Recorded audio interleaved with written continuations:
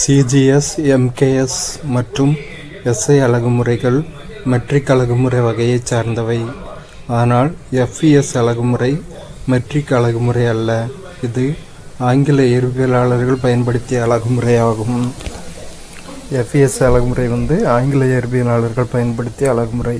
அதாவது food, pound, second அப்படி வரும். வெயிட் பவுண்ட்லேயும், லென்த்து ஃபுட்ஸில் அடி கணக்குலேயும் மெஷர் பண்ணுவாங்க. அடிப்படை அளவுகள் மற்றும் அலகுகள். அளவு நீளம், அலகு மீட்டர், குறியீடு ஸ்மால் எம். அளவு நிறை, அலகு கிலோகிராம், குறியீடு ஸ்மால் கே ஸ்மால் ஜி. அளவு காலம், அலகு வினாடி, குறியீடு ஸ்மால் எஸ்.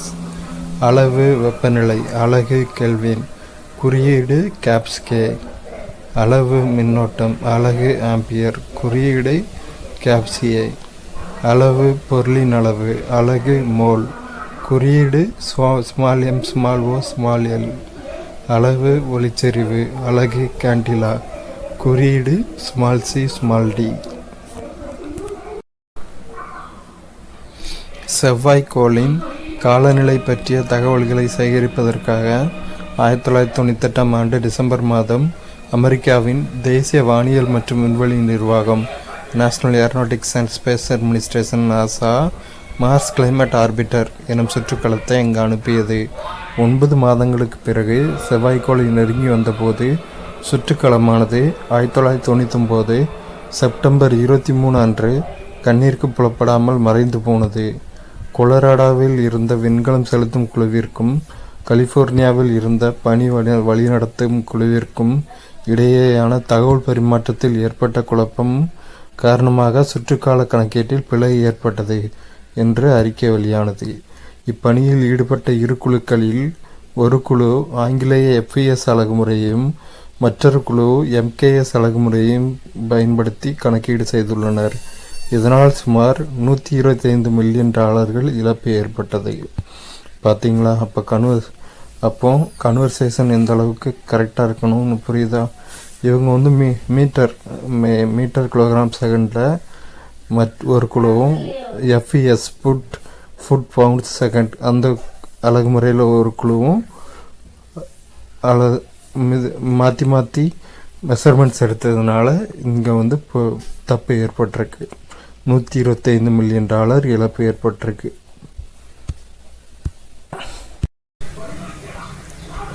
$6.023 இன்று 10⁻23 எனும் எண் அவகேட்ரோ எண் என்றும் வழங்கப்படுகிறது. ஸோ அவகேட்ரோ எண்ணோட மதிப்பு நமக்கு தெரியும். 6.023 இன்று 10⁻23.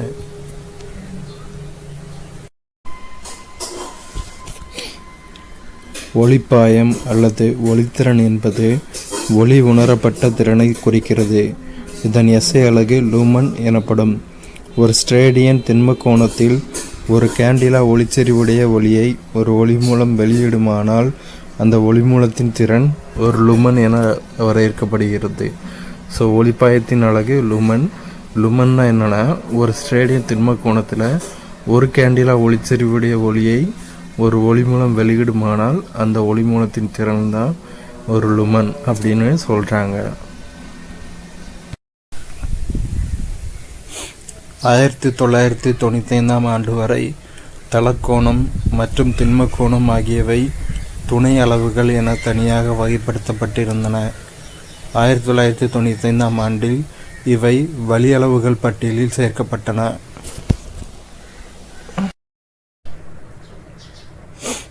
தலக்கோணம் மற்றும் திண்மக்கோணம் வேறுபாடு. தலக்கோணம் இரு கோடுகள் அல்லது இரு தளங்கள் வெட்டி கொள்வதால் உருவாகும் கோணம் தலக்கோணம்.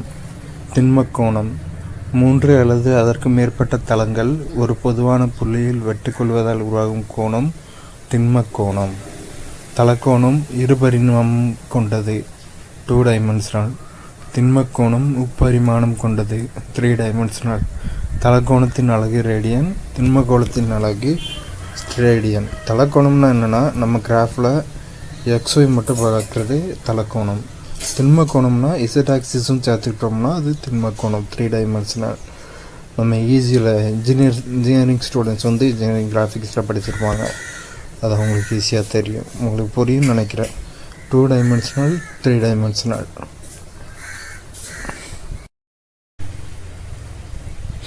கிரீன்விச் சராசரி நேரம் GMT.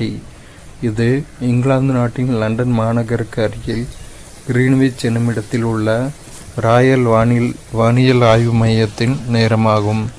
இது 0 டிகிரி தீர்க்கக்கோட்டில் கணக்கிடப்படுகிறது. புவியானது 15 டிகிரி இடைவெளியில் அமைந்த தீர்க்கக்கோடுகளின் அடிப்படையில் 24 மண்டலங்களாக பிரிக்கப்பட்டுள்ளது. இவை நேர மண்டலங்கள் என்று அழைக்கப்படுகின்றன. அடுத்தடுத்த 2 நேர மண்டலங்களுக்கு இடையே உள்ள கால இடைவெளி 1 மணி நேரம் ஆகும்.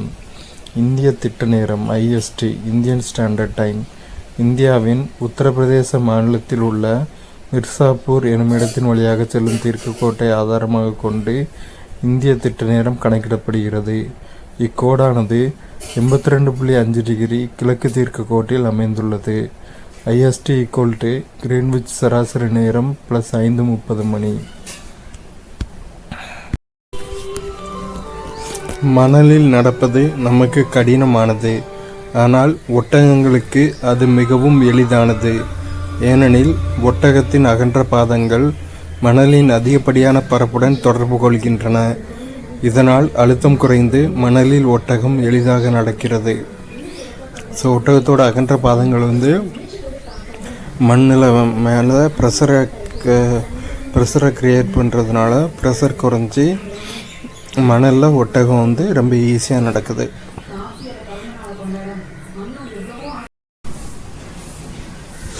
உயரமான மலைப்பகுதிகளில் சமையல் செய்வது கடினம். உயரமான இடங்களில் வளிமண்டல அழுத்தம் குறைவாக இருப்பதால் பொருளின் கொதிநிலை குறைவாக இருக்கும். இதனால் நீரானது 80 டிகிரி செல்சியஸ் வெப்பநிலையிலேயே கொதிக்க ஆரம்பித்துவிடும். இந்த வெப்பநிலையில் உருவாகும் வெப்ப ஆற்றல் பொருளை சமைப்பதற்கு போதுமானதாக இருக்காது. எனவே உயரமான இடங்களில் சமையல் செய்வது கடினமாக இருக்கும். அதாவது PV = RT. நமக்கு இன்ஜினியரிங்கில் அந்த ஃபார்முலா படிச்சிருப்போம்.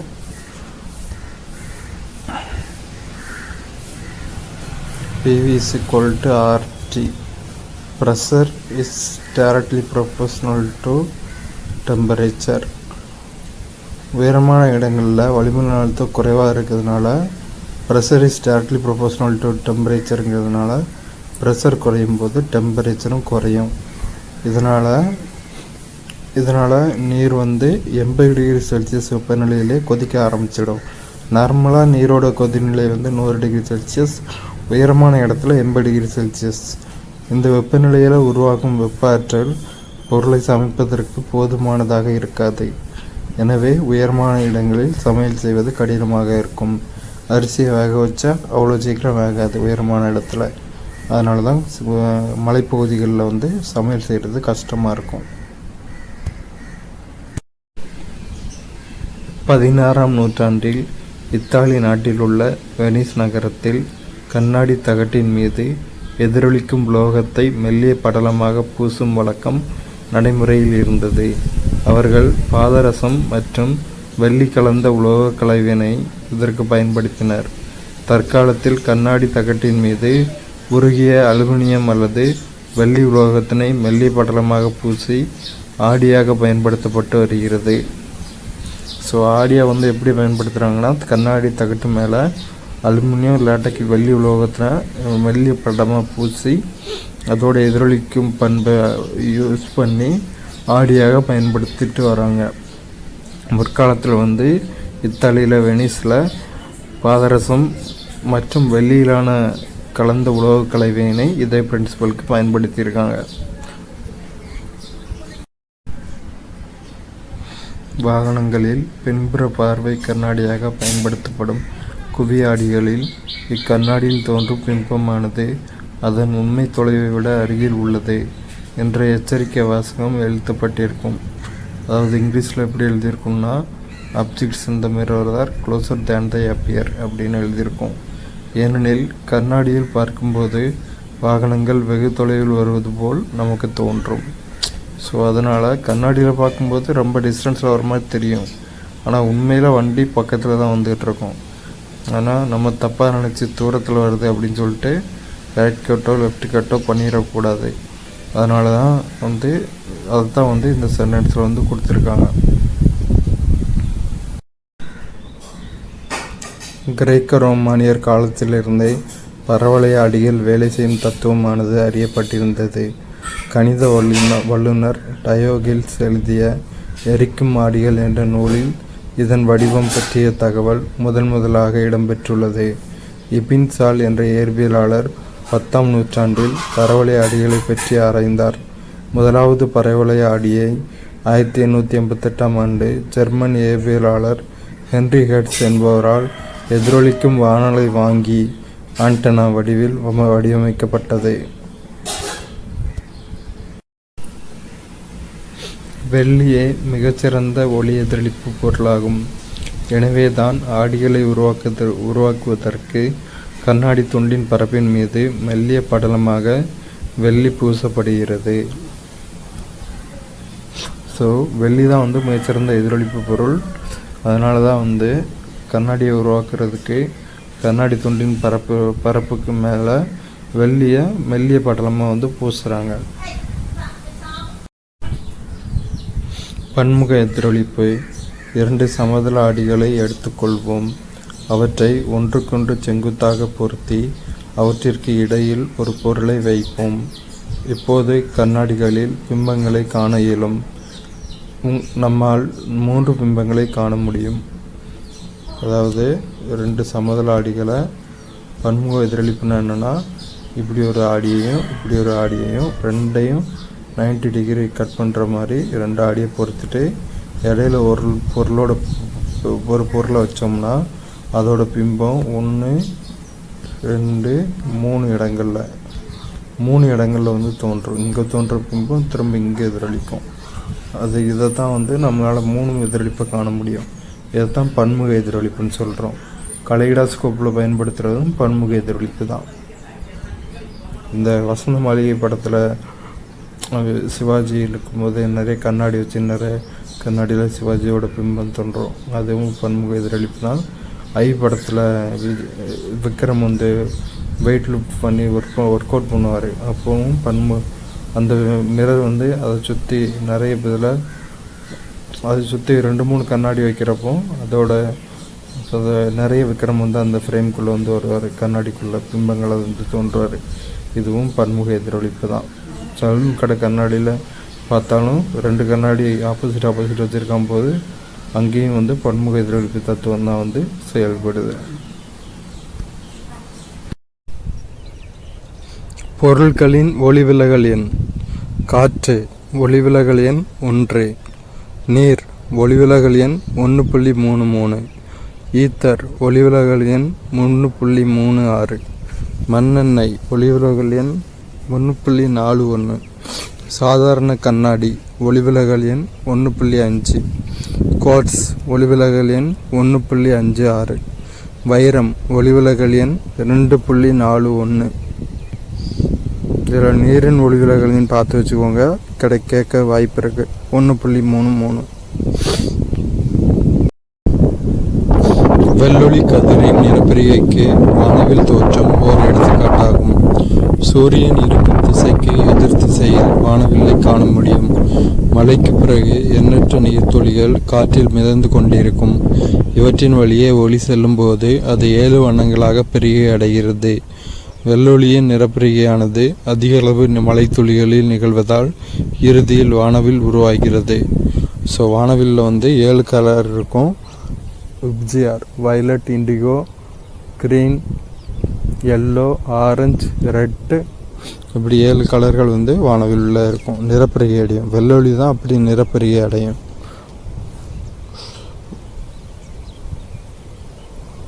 மலைத்துளிகளில் வெள்ளொளி நிறப்பிரிகை நிகழ்வதால் வானவில் உருவாகுது. 7 வண்ணங்களாக தோன்றுது. மின்சாரத்தை நீண்ட தொலைவிற்கு எடுத்து செல்ல பயன்படுத்தப்படும் மின்வட கம்பிகள் பகல் நேரங்களில் விரிவடைந்து இரவு நேரங்களில் சுருங்குகின்றன. எனவேதான் அவை மிகவும் விரைப்பாக இணைக்கப்படுவதில்லை. விரைப்பாக இணைக்கப்பட்டால் இரவு நேரங்களில் குளிர்ச்சி அடையும் பொழுது அவை அருந்துவிடக்கூடும். அதாவது தண்ணியை சூடாக்குனா கொதிக்குது, குளிராக்குனா பனிக்கட்டி ஆகுதில்ல, அதே மாதிரி இரும்பு கம்பிகளுமே பகலில் சூரியனோட வெப்பத்தில் விரிவடையும், இரவில் குளிர்ச்சியினால் சுருங்கும். அப்படி சுருங்கும்போது அது அருந்து விழறதுக்கு வாய்ப்பு இருக்குது. அப்படி அருந்து விழக்கூடாதுன்னு தான் விரைப்பாக இணைக்கப்பட்டிருக்கு அந்த கம்பிகள், இரும்பு கம்பிகள், மின்விட கம்பிகள். அதான் இந்த பிரின்சிபல். இயற்கையாகவே புவியின் மீது திண்மம், திரவம் மற்றும் வாயு ஆகிய 3 நிலைகளிலும் காணப்படுகின்ற ஒரே பருப்பொருள் நீராகும். அதாவது நீர் மட்டும்தான் ஐஸ் கட்டியாகவும் காணப்படும், குடிக்கிற தண்ணியாகவும் காணப்படும், நீராவியாகவும் காணப்படும். இந்த 3 நிலைகளிலுமே பூமியில் இயற்கையாக காணப்படுற ஒரே ஒரு பருப்பொருள் தண்ணி தான், நீர் தான். உலோகங்கள் அனைத்தும் சிறந்த வெப்ப கடத்திகளாகும். வெப்பத்தை எளிதாக கடத்தாத பொருட்கள் வெப்பம் கடத்தா பொருட்கள் அல்லது காப்பான்கள் என்று அழைக்கப்படுகின்றன. மரம், தக்கை, பருத்தி, கம்பளி, கண்ணாடி, ரப்பர் ஆகியவை வெப்பம் கடத்தா பொருட்களாகும். ஸோ உலோகங்கள் அனைத்தும் சிறந்த வெப்ப கடத்திகள். வெப்பத்தை கடத்தாத பொருட்கள் வெப்பம் கடத்தா பொருட்கள் அல்லது காப்பான்கள் அப்படின்னு சொல்கிறோம். காப்பான்களுக்கு எடுத்துக்காட்டு மரம், தக்கை, பருத்தி, கம்பளி, கண்ணாடி, ரப்பர். இதெல்லாம் வெப்பம் கடத்தா பொருட்கள், காப்பான்கள்னு கூட சொல்லலாம். வெப்ப கதிர்வீச்சு மூலம் வெப்ப ஆற்றல் பரவுவதை நம் கண்களால் காண முடியும். 500 டிகிரி செல்சியஸ் வெப்பநிலைக்கு ஒரு பொருளை வெப்பப்படுத்தும் போது கதிர்வீச்சானது மங்கிய சிவப்பு நிறத்தில் நமது கண்களுக்கு தெரிய ஆரம்பிக்கிறது. அப்பொழுது நம் தோலின் மூலம் வெப்பத்தினை உணர முடியும். மேலும் வெப்பப்படுத்தும் போது கதிர்வீச்சின் அளவு அதிகரிக்கின்றது. அப்பொழுது ஆரஞ்சு மற்றும் மஞ்சள் நிறத்தை தொடர்ந்து இறுதியாக அப்பொருள் வெள்ளை நிறத்தில் ஒளிரும். அதாவது வெப்ப பரிமாற்றத்திலேயே 3 வகையில் வெப்ப கடத்தல், வெப்பச்சலனம், வெப்ப கதிர்வீச்சல், இந்த 3 வகைகளில் வெப்ப கதிர்வீச்சல் ரேடியேஷன் மூலமாக அது பரவுறதுக்கு தான் எந்த ஒரு ஊடகமும் தேவையில்லை. இந்த ரேடியேஷன் ஒரு 500 டிகிரி செல்சியஸில் பரவும் போது நம்மளோட தோலில் வெப்பத்தினை உணர முடியும். அப்போ அது சிவப்பு நிறத்தில் இருக்கும். மேலும் வெப்பப்படுத்தும் போது கதிர்வீச்சின் அளவு அதிகரிக்கும். அப்பொழுது ஆரஞ்சு மற்றும் மஞ்சள் நிறத்தை தொடர்ந்து இறுதியாக அப்பொருள் வெள்ளை நிறத்தில் ஒளிரும். இதுதான் கொடுத்துருக்காங்க. உணவுப் பொருட்களில் உள்ள ஆற்றலின் அளவு கிலோ கலோரி எனும் அலகால் குறிப்பிடப்படுகிறது. 1 kilo calorie equal to 4200 joule, 4.2 kilo joule. So உணவுப்பொருளோட ஆற்றல் அளவை கிலோ கலோரி அப்படிங்கிற அலகால் குறிப்பிடுறோம். 1 கிலோ கலோரினா 4200 ஜூல். பிற பொருட்களை விட நீர் அதிக அளவு வெப்ப ஏற்பு திறனை பெற்றுள்ளது. இதன் காரணமாகவே நீரானது குளிர்விப்பானாக பயன்படுத்தப்படுகிறது. 100 கிராம் எண்ணெயை விட 100 கிராம் தண்ணீர் அதிக அளவு வெப்பத்தை இழுத்து கொள்ள முடியும். ஸோ நீருக்கு வெப்ப ஏற்பு திறன் அதிகமாக இருக்குது. இதனால தான் நீரை குளிர்விப்பானாக பயன்படுத்துகிறோம். எண்ணெயை கம்பேர் பண்ணும்போது தண்ணி அதிக அளவு வெப்பத்தை இழுத்து கொள்ள முடியும். ஏன்னா வெப்ப ஏற்பு திறன் அதிகமாக இருக்குது. அதனால் முதலாக 1782ஆம் ஆண்டு ஆண்டோயின் லவாய்சியர் மற்றும் பேரை சைமன் லாப்லாஸ் ஆகியோரால் வேதியியல் மாற்றங்களால் ஏற்படும் வெப்ப ஆற்றலின் அளவை அளவிட பனிக்கட்டி கலோரிமீட்டர் பயன்படுத்தப்பட்டது. மின் நடுநிலையில் இருக்கும் ஒரு பொருள் எலக்ட்ரான்களை இழப்பதால் மட்டுமே நேர்மின்னூட்டமுடைய பொருளாகிறது, நேர்மின் துகள்களை பெற்றுக்கொள்வதால் அல்ல. அதாவது மின் நடுநிலைனா நியூட்ரல், பாசிட்டிவும் இல்லை நெகட்டிவும் இல்லை. அப்படி ஒரு பொருள் இருக்கும்போது அது அந்த பொருளில் இருக்கிற எலக்ட்ரான் எலக்ட்ரானோட சார்ஜ் வந்து நெகட்டிவ். ஸோ எலக்ட்ரான்களை இழக்கும்போது எலக்ட்ரான் போயிடுச்சுன்னா நெகட்டிவ் போயிடும், நெகட்டிவ் வெளியே போயிடும். ஸோ பாசிட்டிவ் சார்ஜ் ஆயிரும். ஸோ இப்படி தான் வந்து பொருள் நேர்மின்னோட்டம் அடையுது. இதுதான் வந்து கொடுத்துருக்காங்க.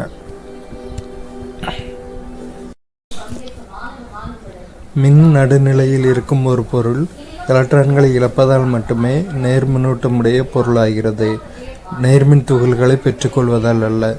முதல்ல என்ன கொடுத்துருக்காங்கன்னா, ஒரு பொருள் இருக்குது, எல்லா பொருளையுமே எலக்ட்ரான் இருக்கும்.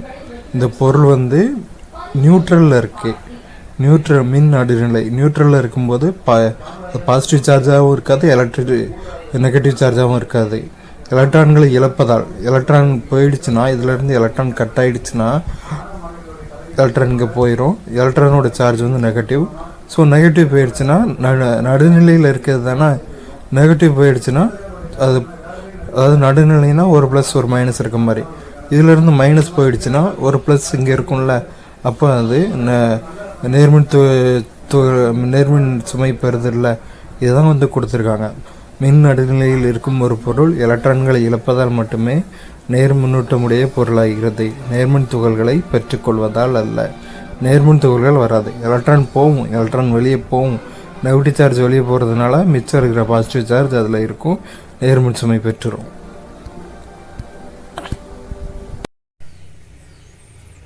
நேர் மின்னோட்டம் பெற்ற ஒரு கண்ணாடி தண்டினை மற்றொரு நேர் மின்னோட்டம் பெற்ற கண்ணாடி தண்டின் அருகே கொண்டு செல்லும்போது அவை ஒன்றை விட்டு ஒன்று விலகுகின்றன.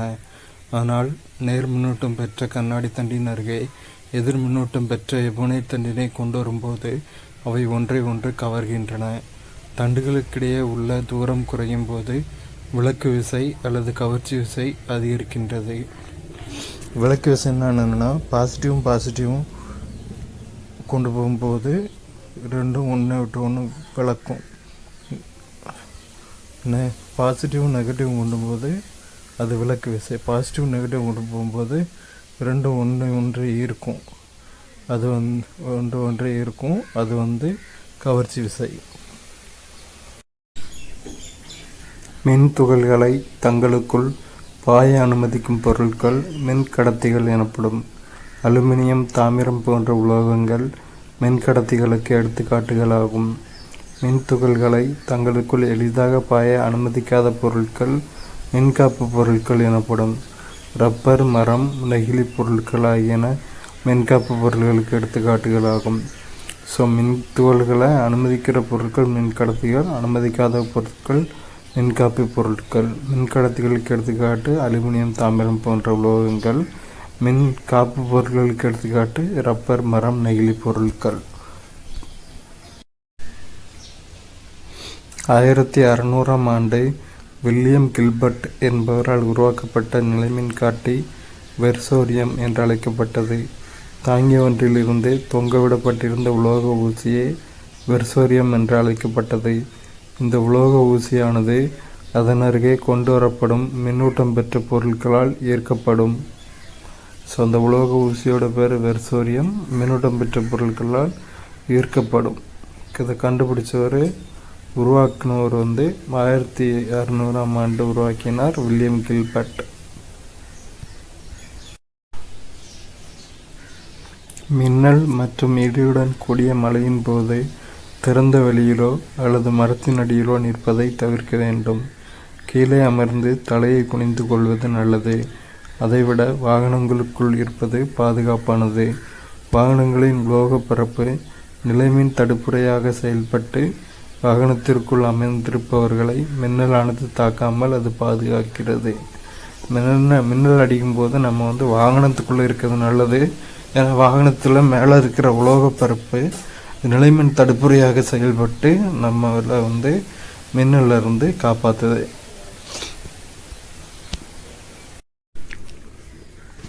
மின்னல் ஒரு மரத்தை தாக்கும்போது உருவாகும் அதிகபட்ச வெப்பத்தினால் மரத்தினுள் உள்ள நீரானது ஆவியாகி மரம் எரிந்து விடுகிறது. அதாவது மின்னல் வந்து ஒரு மரத்தை வந்து தாக்கிச்சுன்னா அந்த மின்னலிருந்து வர ஹீட் எனர்ஜினால் மரத்தில் இருக்கிற தண்ணியெல்லாம் ஆவியாகி அதுக்கப்புறம் மரம் வந்து ஃபுல்லாக கார்பன் கண்டதாக தான் இருக்கும், கறி மட்டும்தான் இருக்கும். அப்போ அந்த மரம் மின்னலோட வெப்பாற்றலினால் எரிந்து விடுகிறது. இதை தான் கொடுத்துருக்காங்க. ஈல் என்ற ஒரு வகையான விலாங்கு மீன் 650 வாட்ஸ் அளவுக்கு மின்சாரத்தை உருவாக்கி மின்னதிர்ச்சியை ஏற்படுத்தும். ஆனால் தொடர்ச்சியாக அது மின்னதிர்ச்சியை கொடுத்து கொண்டிருந்தால் அதனுடைய உடலில் இருக்கும் மின்னூட்டம் முழுவதுமாக மின்னிறக்கம் அடைந்துவிடும். அதன் பின் அதனை தொடும்போது மின்னதிர்ச்சி ஏற்படாது. ஸோ இந்த படத்தில் கொடுத்துருக்காங்களா, இதுதான் ஈல்னு ஒரு விலாங்கு மீன் வகையான மீன். இதோட உடம்புல இருந்து கரண்ட் ப்ரொடியூஸ் ஆகுறது. ஆனால் தொடர்ச்சியாக கரண்ட் ப்ரொடியூஸ் ஆகிறப்போ அந்த உடம்புல இருக்க எல்லா அதுவும் இறங்கி மின்னிறக்கம் ஏற்படுகிறது. அதுக்கப்புறம் அதை தொட்டோம்னா கரண்ட் ஷாக் அடிக்காது.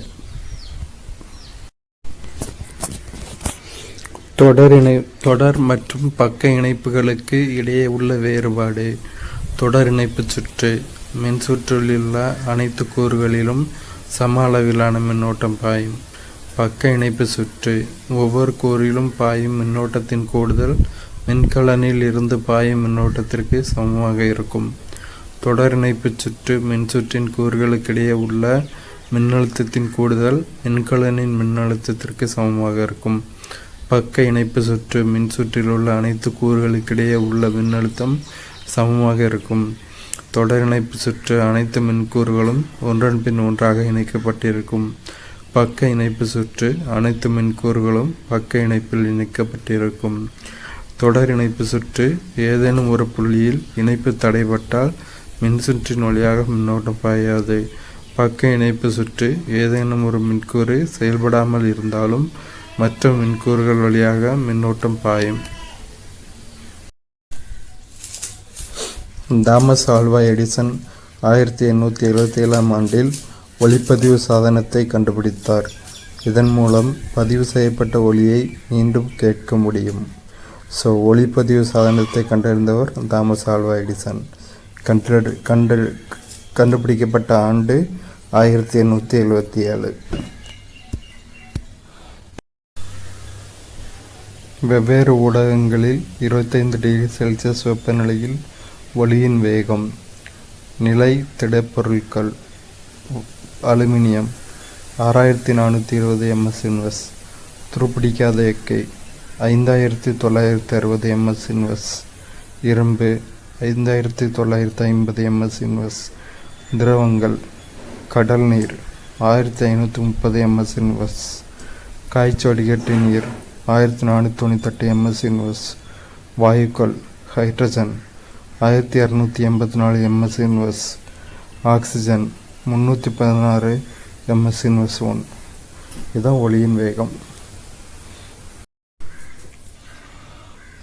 அலைநீளம் என்பது ஒரே கட்டத்தில் அதிர்வுறும் தொடர்ச்சியான இரண்டு துகள்களுக்கு இடையிலான தூரம் ஆகும். இது லாம்டா என்ற கிரேக்க எழுத்தால் குறிக்கப்படுகிறது. அலைநீளத்தின் அலகு மீட்டர் ஆகும். அதிர்வெண் என்பது ஒரு நொடியில் ஏற்படும் அதிர்வுகளின் எண்ணிக்கையாகும். இது n என்ற எழுத்தால் குறிக்கப்படுகிறது. அதிர்வெண்ணின் அலகு ஹெர்ட்ஸ் ஆகும். அலைநீளம்னா ஒரே கட்டத்தில் அதிர்வும் தொடர்ச்சியான இரண்டு துகள்களுக்கு இடையில் உள்ள டிஸ்டன்ஸு. இதை லாம்டான்னு குறிக்கிறோம். கிரேக்க எழுத்து லாம்டாங்கிறது கிரேக்க எழுத்து. அலைநீளத்தோட அலகு மீட்டர். அதிர்வெண்ணா என்னென்னா ஒரு நொடியில் ஏற்படும் அதிர்வுகளின் எண்ணிக்கை. அதை தான் அதிர்வெண்ணு சொல்கிறோம். இதை n குறிக்கிறோம். அதிர்வெண்ணோட அலகு ஹெர்ட்ஸ். காற்றில் உள்ள நீராவியின் அளவு ஈரப்பதம் என்று அழைக்கப்படுகிறது. ஈரப்பதம்னா என்னன்னா காற்றுல இருக்கக்கூட நீராவியோட அளவு. இது குளிர்காலத்தில் குறைவாகவும் கோடை காலத்தில் அதிகமாகவும் இருக்கும். ஈரப்பதம் அதிகரிப்பதன் மூலம் ஒளியின் வேகம் அதிகரிக்கிறது. ஈரப்பதம் அதிகரிக்கும் போது ஒளியோட வேகமும் அதிகரிக்கிறது. ஈரப்பதம் அதிகரிக்கும் போது காற்றின் அடர்த்தி குறைவதே இதற்கு காரணம். காற்றின் அடர்த்தி குறைவதனால ஈரப்பதம் அதிகரிக்கும் போது ஒளியின் வேகமும் அதிகரிக்குது. விண்வெளி வீரர்கள் ஒருவருக்கொருவர் தொடர்பு கொள்ளும் விதம். விண்வெளி வீரர்கள் தங்கள் தலைக்கவசங்களில் சில சாதனங்களை கொண்டுள்ளனர். அவை ஒளி அலைகளை ரேடியோ அலைகளாக மாற்றி கடத்துகின்றன. இது ஏறக்குறைய நம் வீட்டில் உள்ள ரேடியோ செயல்படுவதை போன்றது. ஒரு ரேடியோ எப்படி ஒலி அலைகளை ரேடியோ அலைகளாக மாற்றி கடத்தி நம்ம ஒலியாக கேட்குறோமோ, அதே மாதிரியே விண்வெளி வீரர்கள் தலைக்கவசத்தில் அதே மாதிரி சாதனங்களை வச்சுருக்காங்க. அதுதான் ஒலி அலைகளை ரேடியோ அலைகளாக கடத்தி அவங்கள பேசுகிறத கேட்க வைக்குது. பூகம்பத்தின் போது உருவாகும் அலைகள் நெட்டலைக்கு உதாரணமாகும். பூகம்பங்கள் மற்றும் எரிமலை வெடிப்புகள் காரணமாக பூமியின் அடுக்குகள் வழியாக பரவும் அலைகள் நில அதிர்வு அலைகள் என்று அழைக்கப்படுகின்றன. ஒரு ஹைட்ரோஃபோன் மற்றும் நில அதிர்வு அளவை பயன்படுத்தி ஒருவர் இந்த அலைகளை அறிந்து அவற்றை பதிவு செய்யலாம். நில அதிர்வியல் சிஸ்மாலஜி என்பது நில அதிர்வு அலைகளின் ஆய்வை பற்றிய அறிவியலின் ஒரு பிரிவு ஆகும். எரிமலை வெடிப்பு பூகம்பத்தின் காரணமாக பூமியோட அடுக்குகளில் பரவும் அலைகளை தான் நில அதிர்வு அலைகள் அப்படின்னு சொல்கிறோம். ஹைட்ரோஃபோன் இல்லாட்டக்கு நில அதிர்வு அளவை பயன்படுத்தி இந்த அலையை பற்றி 10 அளவீடுகளை பதிவு செய்யலாம். நில அதிர்வியல்னா என்னன்னா, நில அதிர்வு அலைகளின் ஆய்வை பற்றிய அறிவியலின் ஒரு பிரிவு. அலையின் வீச்சு என்பது அதிர்வுறும் துகள் ஒன்று மையப்புள்ளியிலிருந்து அடையும் அதிகபட்ச இடப்பெயர்ச்சி ஆகும். இது A என்ற எழுத்தால் குறிக்கப்படுகிறது. வீச்சின் அலகு மீட்டர் m. அலை வீச்சுனா என்னென்னா, அந்த ஒரு அதிர்வும் துகள் இருக்குன்னா அது மையப்புள்ளியிலிருந்து, இப்போ ஒரு தனி ஊசல் இப்படி அலைகிறோம், இங்கே வரும், இதுதான் தனி ஊசல்னு வச்சுருக்கேன். இங்கே மாதிரி வரும், இங்கே வரைக்கும் வரும், இங்கே வரைக்கும் வரும். அப்போ இது மையப்புள்ளியிலிருந்து இந்த சென்டர் பாயிண்ட்லேருந்து அடையும் அதிகபட்ச இடப்பெயர்ச்சி. இந்த டிஸ்டன்ஸையும் மெஷர் பண்ணி சேமாக தான் இருக்கும் மேக்ஸிமம். அதில் எது அதிக டிஸ்டன்ஸோ அதுதான் அலையின் வீச்சு. இது A என்ற எழுத்தால் குறிக்கிறோம். வீச்சோட அலகு மீட்டர். ஒரு வௌவால் 20,000 ஹெர்ட்ஸை விட அதிக அதிர்வெண் கொண்ட ஒலிகளை கேட்க முடியும். வௌவால்கள் அலறும்போது மீயொலியை உருவாக்கின்றன. இந்த மீயொலி அலைகள் வௌவால்கள் தங்களது வழியையும் இரையையும் கண்டுபிடிக்க உதவுகின்றன. வௌவால் மீயொலி எழுப்பி இப்போ அது போய்கிட்டு இருக்கும், அது போகிற இடத்துல ஏதாவது பொருள் தட்டுச்சுன்னா அந்த மீயொலி வௌவால் மேலே படும்போது அது புரிஞ்சுக்கிடும், நம்ம சத்தம் போட்டு அனுப்பின இடத்துக்கு நேராக ஏதோ இருக்குது அப்படின்னு. அப்போ அது அதோட வழியிலேருந்து மாறி வேறு வழியாக போகும். அதுக்குன்னு ஏதாவது ஃபுட்டு இருந்தாலும் இதே மெத்தடை பயன்படுத்தி அது கண்டுபிடிச்சி விடும். 20,000 ஹெர்ட்ஸை விட அதிக அதிர்வெண் கொண்ட ஒலிகளை வௌவாலால் கேட்க முடியும். வௌவால் அலறும்போது மீயொலியை உருவாக்கும். எறும்பின் தாதுக்கள் 3 வகைப்படும். அவை ஹேமடைட் 69% இரும்பு, மேக்னடைட் 72.4% இரும்பு மற்றும் சிட்ரைட் 48.2% இரும்பு. மேக்னடைட் என்பது இரும்பின் ஆக்சைடு தாது ஆகும். அதன் வாய்ப்பாடு Fe3O4. இரும்பின் தாதுக்களுள் மேக்னடைட் அதிகமான காந்த பண்பினை பெற்றுள்ளது. இயற்கை மற்றும் செயற்கை காந்தங்கள் வேறுபாடு. இயற்கை காந்தங்கள் இயற்கையில் காணப்படுகின்றன, ஒழுங்கற்ற வடிவம் மற்றும் பரிமாணத்தை கொண்டுள்ளன. செயற்கை காந்தங்கள் மனிதர்களால் உருவாக்கப்படுபவை. இவை வெவ்வேறு வடிவம் மற்றும் பரிமாணங்களில் உருவாக்கிட முடியும். இயற்கை காந்தத்தின் வலிமை நிலையானது, அதை மாற்றுவது கடினம். செயற்கை காந்தங்கள் தேவையான குறிப்பிட்ட வலிமையுடன் செயற்கை காந்தங்களை உருவாக்க முடியும். இயற்கை காந்தங்கள் நீண்ட காலம் காந்த பண்புகளை இழக்காதவை. செயற்கை காந்தங்களின் பண்புகள் குறிப்பிட்ட கால அளவு உடையவை. இயற்கை காந்தங்கள் மிக குறைந்த பயன்பாடு உடையவை. செயற்கை காந்தங்கள் அன்றாட வாழ்வில் பெருமளவில் பயன்படக்கூடியவை. வில்லியம் கில்பர்ட் காந்தவியல் எனும் அறிவியல் பிரிவு உருவாக்க காரணமானவர். பூமி மிகப்பெரிய காந்தம் என்பதனை அவர் வலியுறுத்தினார். 1544ஆம் ஆண்டு மே மாதம் 24ஆம் தேதி வில்லியம் கில்பர்ட் பிறந்தார். இவரே முதலில் காந்தத்தின் இரும்பு தாது குறித்த முறையான ஆய்வினை மேற்கொண்டார்.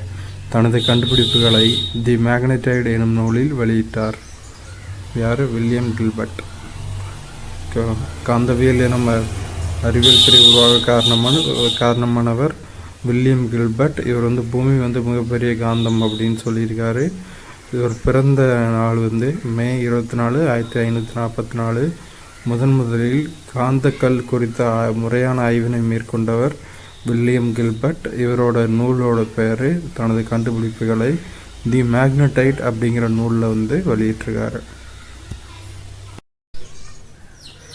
ஒரு காந்த திசைக்காட்டியில் மிகச்சிறிய காந்தம் ஒன்று எளிதாக சுழலும் வகையில் திசைக்காட்டியின் மையத்தில் கிடைமட்ட தளத்தில் குறிமுள் வடிவத்தில் உள்ளது.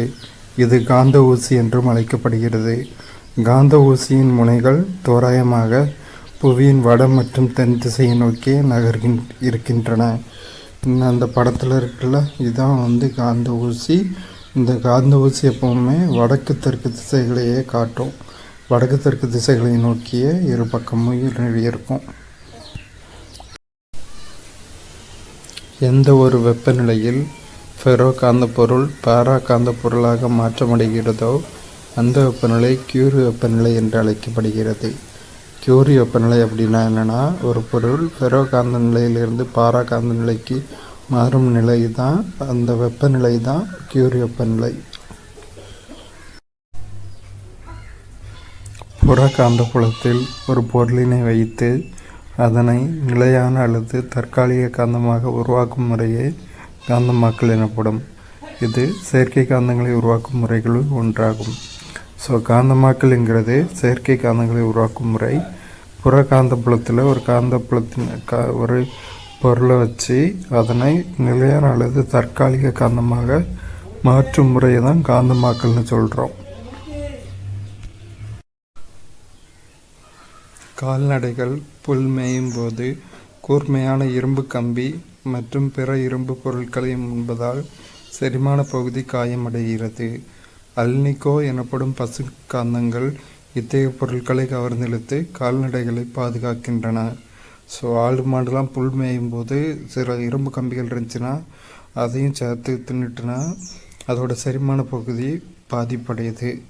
இதை தடுக்கிறதுக்கு அல்னிகோ அப்படிங்கிற பசு காந்தங்களை யூஸ் பண்ணுறோம். இது என்ன பண்ணுதுன்னா, அந்த அல்னிகோ இப்போ அந்த இரும்பு பொருட்களை கவர்ந்தெழுத்து கால்நடைகளை பாதுகாக்குது.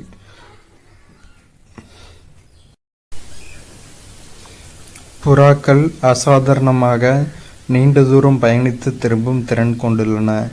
இதுவரை சென்றிராத பகுதிகளில் கொண்டு சென்று விட்டாலும் அவை தங்களது இருப்பிடத்திற்கே வரக்கூடியவை. புவியின் காந்தப்புலத்தினை அறிந்திடும் மேக்னடைட் எனும் காந்தப்பொருள் அவற்றின் அலகுகளில் இருப்பதால் புவியின் காந்தப்புலத்தை அறியும் ஆற்றலை அவை பெற்றுள்ளன. அத்தகைய காந்த உணர்வு மேக்னட்டோ ரிசப்ஷன், காந்த ஏற்கும் பண்பு என்று அழைக்கப்படுகிறது. புறாக்களோட அலகுகளில் மேக்னடைட் இருக்குது. அந்த மேக்னடைட்னால தான் புறாக்கள் எங்கெங்கே செல்லுதோ காந்தப்புலத்தின் மூலமாக அதெல்லாம் நோட் பண்ணிக்கிட்டு திரும்ப தன்னோட இருப்பிடத்திற்கே வரக்கூடியவையாக இருக்குது. இதை காந்த ஏற்கும் பண்பு அப்படின்னு சொல்கிறோம்.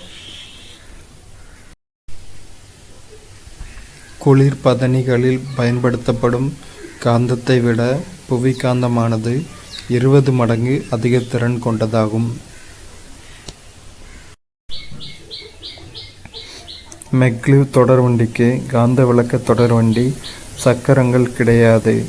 கணினி மூலம் கட்டுப்படுத்தப்படும் மின்காந்தங்கள் மூலம் வலிமையான காந்த விசையானது கொடுக்கப்படுவதால் தண்டவாளங்களுக்கு மேலே இது மிதந்து செல்லும். இது உலகிலேயே மிகவும் வேகமான தொடர்வண்டியாகும். இது தோராயமாக 500 km/மணி வேகத்தில் செல்லக்கூடியது. அதாவது காந்தத்தோட விளக்கும் பண்பு வச்சு இது இயங்குது. இப்போ இங்கே ஒரு காந்தமும் இந்த ட்ரெயினில் ஒரு காந்தமும் நார்த் போல் இருக்குன்னு வைங்க, ரெண்டும் விளக்கும். கணினி மூலமாக ஆக்டிவேட் பண்ணி மின்காந்தங்கள் காந்த விசை கொடுக்கப்படுறதுனால இந்த ரெண்டு விளக்கப்படுறதுனால இது முன்னேறி வந்துக்கிட்டே இருக்கும். இப்படி தான் இந்த தொடர்வண்டி செயல்படுது. இது எவ்வளோ ஸ்பீடு போகும்னா மணிக்கு 500 km வேகத்தில் போகக்கூடியது. திருச்சி டு சென்னை டிஸ்டன்ஸை ஒரு 1.25 மணி நேரத்திலேயே கிராஸ் பண்ணக்கூடியது. கடன் அட்டை அல்லது பச்சை அட்டைகளின் பின்புறத்தில் ஒரு காந்தவரி பட்டை உள்ளது. அதாவது நார்மலாக நம்ம யூஸ் பண்ணுற ஏடிஎம் கார்டு, டெபிட் கார்டில் பின்னாடி இந்த மாதிரி மேக்னெட்டிக் ஒரு பட்டை ஒன்று இருக்கும், காந்தவரி பட்டை, அதை தான் கொடுத்துருக்காங்க. இது பெரும்பாலும் மார்க் ஸ்ட்ரைப் என்று அழைக்கப்படுகிறது. மார்க் ஸ்ட்ரைப் என்பது இரும்பிலிருந்து பெறப்பட்ட காந்த துகள்களால் ஆன மெல்லிய நெகிழி படலம் ஆகும். ஒவ்வொரு துகளும் ஒரு அங்குல நீளத்தில் 20 மில்லியனில் ஒரு பங்கு கொண்ட சிறிய சட்ட காந்தமாகும். சுமார் 800 ஆண்டுகளுக்கு முன்பாகவே சீனாவில் ராக்கெட்டுகள் கண்டுபிடிக்கப்பட்டிருந்தன. ஆரம்ப நாள்களில் மரக்குழாய்களில் வெடிமருந்து நிரப்பப்பட்டு ராக்கெட்டுகள் உருவாக்கப்பட்டன. இவற்றை தீ அம்புகள், ஃபயர் ஆரோஸ் என அவர்கள் அழைத்தனர். கிபி 1232 மங்கோலிய இராணுவ வீரர்களுடன் போரிடுவதற்காக சீனர்கள் இந்த தீ அம்புகளை பயன்படுத்தினர். ராக்கெட் உருவாக்கும் இந்த முறையானது விரைவில் மத்திய கிழக்கு மற்றும் ஐரோப்பிய நாடுகளுக்கு பரவியது. அவர்கள் ராக்கெட்டை ஒரு போர்க்கருவியாக பயன்படுத்தினர். ஸோ ஆரம்ப காலத்தில் ராக்கெட் ஒரு போர்க்கருவியாக பயன்பட்டிருக்கு. சீனர்கள் மங்கோலியர்கள் மீது தாக்குதல் நடத்த யூஸ் பண்ணியிருக்காங்க. 1232ஆம் ஆண்டு இந்த மரக்குழாய்களில் வெடிமருந்து நிரப்பப்பட்டு ராக்கெட்டுகள் உருவாக்கப்பட்டிருக்கு. ஆரம்ப காலத்தில் 200 ஆண்டுகளுக்கு முன்பு. துருவ துணைக்கோள் செலுத்து வாகனம் PSLV, polar satellite launching vehicle மற்றும் புவிநிலை துணைக்கோள் செலுத்து வாகனம் GSLV ஆகியவை இந்தியாவின் மிகவும் புகழ்பெற்ற ராக்கெட்டுகளாகும். இந்தியா சோவியத் ரஷ்யாவுடன் இணைந்து நடத்திய ஒரு விண்வெளி ஆய்வு திட்டத்தின் மூலம் பஞ்சாப் மாநிலத்தைச் சேர்ந்த ராகேஷ் சர்மா என்ற விமானி விண்வெளிக்கு செல்ல தேர்வு செய்யப்பட்டார். இதன் மூலம் விண்வெளிக்கு சென்ற முதல் இந்தியர் என்ற பெருமையை 1984ஆம் ஆண்டு ஏப்ரல் 2ஆம் நாள் இவர் பெற்றார். ராகேஷ் சர்மாவை பார்த்துக்கோங்க. இவர் தான் இந்தியா சார்பில் முதலில் விண்வெளிக்கு சென்றவர். எப்போனா 1984ஆம் ஆண்டு ஏப்ரல் 2ஆம் நாள். கலாம் சாட் என்பது 64 கிராம் மட்டுமே எடை கொண்ட உலகின் மிகச்சிறிய செயற்கைக்கோள் ஆகும். இது தமிழகத்தின் கரூர் நகருக்கு அருகில் உள்ள பள்ளப்பட்டி என்ற சிற்றூரில் ரிபாத் ஷாருக் எனும் 18 வயது பள்ளி மாணவனின் தலைமையில் உயர்நிலைப்பள்ளி மாணவர்களால் உருவாக்கப்பட்டது. இது 2017ஆம் ஆண்டு ஜூன் 22ஆம் நாள் நாசா விண்வெளி ஆய்வு மையத்தில் இருந்து விண்ணில் செலுத்தப்பட்டது. ஸோ கலாம் சாட் பாருங்கள், இதுதான் கலாம் சாட். இது ரிபாத் ஷாருக் அப்படிங்கிற பேர் ஒரு தலைமையில் கண்டுபிடிக்கப்பட்டிருக்கு. ஷாருக் கான், ஆக்டர் ஷாருக் கான் ஞாபகம் வச்சுக்கோங்க, ஈஸியாக இருக்கும். ரிபாத் ஷாருக்.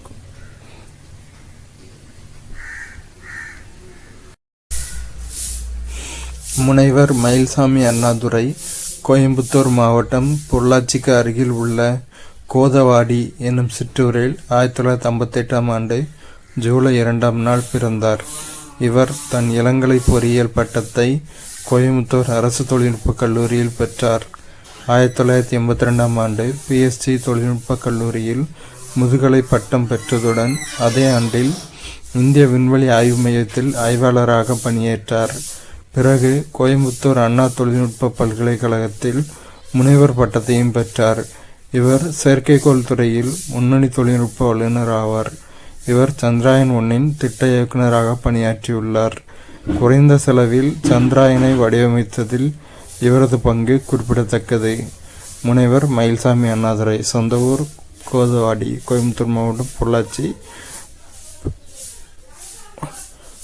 பிறந்த நாள் ஜூலை 2, 1958. கோயம்புத்தூர் அரசு தொழில்நுட்ப கல்லூரியில் UG படிச்சிருக்காரு. 1982 PSG காலேஜில் போஸ்ட் கிராஜுவேட் படிச்சிருக்காரு. அதே 1982 இஸ்ரோவில் ரிசர்ச் சயின்டிஸ்டாக ஜாயின் பண்ணியிருக்காரு. அதுக்கப்புறம் கோயம்புத்தூர் அண்ணா யூனிவர்சிட்டியில் PhDயும் முடிச்சிருக்காரு. அவ்வளோதான். சந்திராயன் 1இன் திட்ட இயக்குநராக பணியாற்றியிருக்காரு. குறைந்த செலவில் சந்திராயனை வடிவமைத்திருக்கிறார்.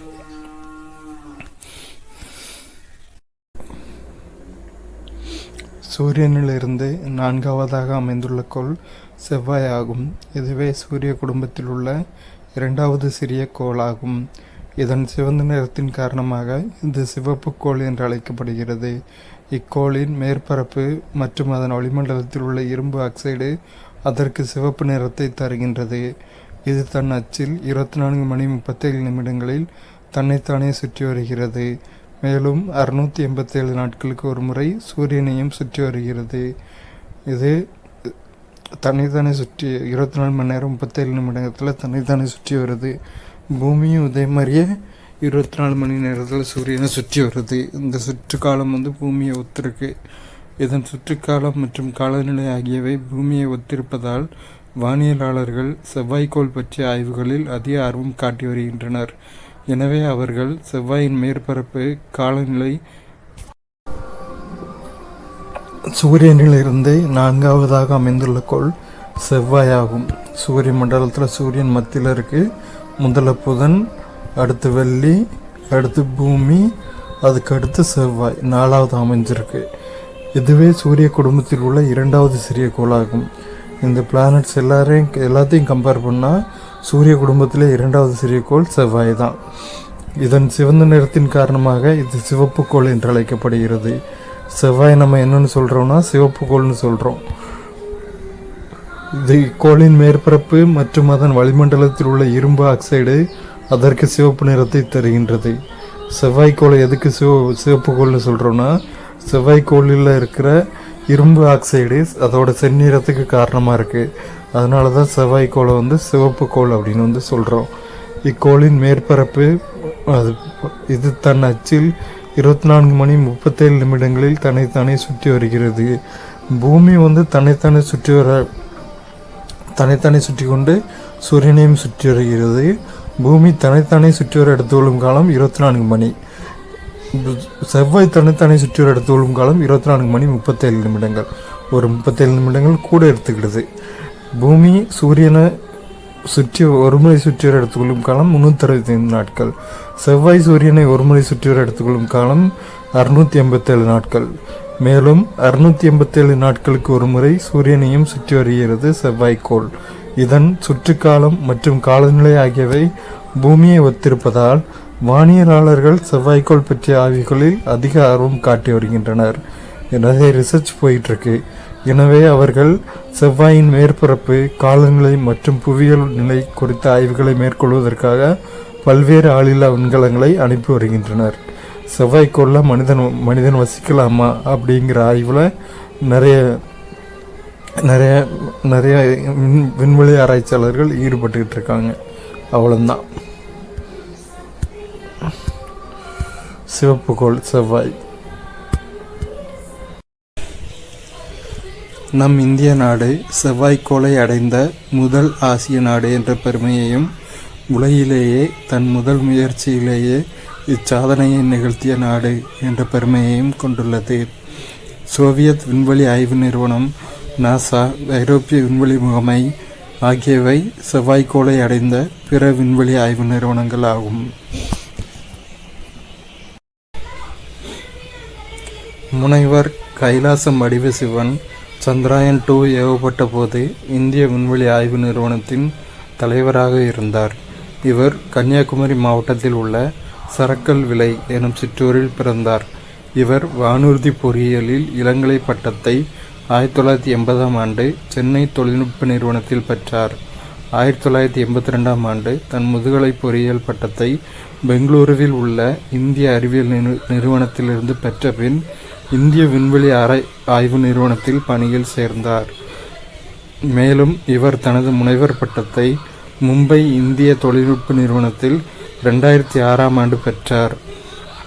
இந்திய விண்வெளி திட்டங்களில் பயன்படுத்தப்படும் கிரையோஜெனிக் இயந்திர தொழில்நுட்ப மேம்பாட்டிற்கு இவர் அளித்த சிறந்த பங்களிப்பின் காரணமாக இவர் ராக்கெட் மனிதர் என்று அழைக்கப்படுகிறார். ராக்கெட் மனிதர் என்று அழைக்கப்படுபவர் கைலாசம் வடிவ சிவன். இவர் சந்திராயன் 2 ஏவப்பட்ட போது இந்திய விண்வெளி ஆய்வு நிறுவனத்தின் தலைவராக இருந்தார்.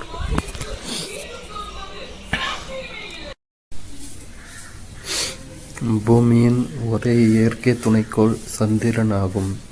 இது பூமியிலிருந்து சுமார் 3,84,400 கிலோமீட்டர் தொலைவில் உள்ளது. இதன் விட்டம் 3,474 கிலோமீட்டர் ஆகும். சந்திரனில் வளிமண்டலம் இல்லை. சந்திரன் தாமாக ஒளிர்வதில்லை. சந்திரன் சூரியனிலிருந்து வரும் ஒளிக்கதிர்களையே எதிரொலிக்கிறது.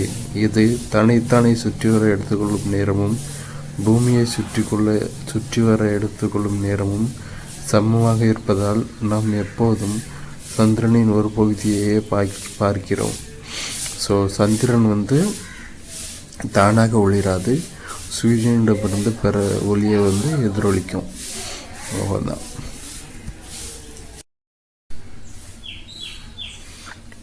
வனிதா முத்தையா அவர்கள் சந்திராயன் 2 திட்டத்தின் திட்ட இயக்குநராக செயல்பட்டார்.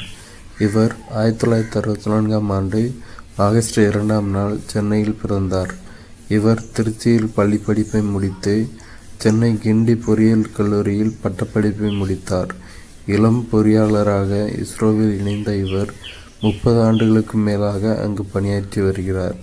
இவர் இஸ்ரோவின் துணை திட்ட இயக்குநராக பணியாற்றியுள்ளார். 2013ஆம் ஆண்டு செவ்வாய்க்கோளிற்கு செலுத்தப்பட்ட மங்கள்யான் திட்டத்திலும் இவர் பணிபுரிந்துள்ளார். இவர் இஸ்ரோவின் முதல் பெண் திட்ட இயக்குனர் ஆவார்.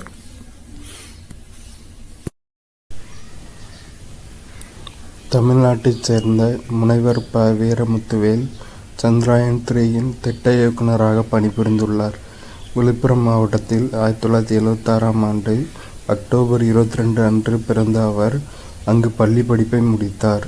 இவர் இயந்திர பொறியியலில் பட்டய படிப்பை முடித்து பின்னர் அதில் முதுகலை பட்டமும் பெற்றார்.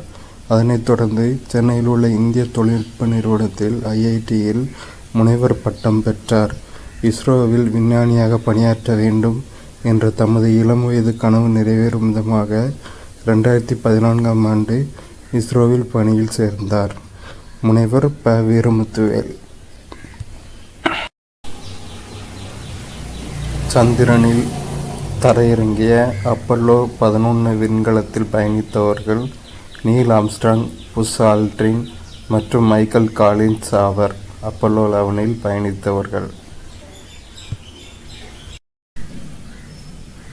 கல்பனா சாவ்லா விண்வெளியில் பூமியின் சுற்றுவட்ட பாதைகளில் 10.4 மில்லியன் மைல்கள் பயணம் செய்துள்ளார்.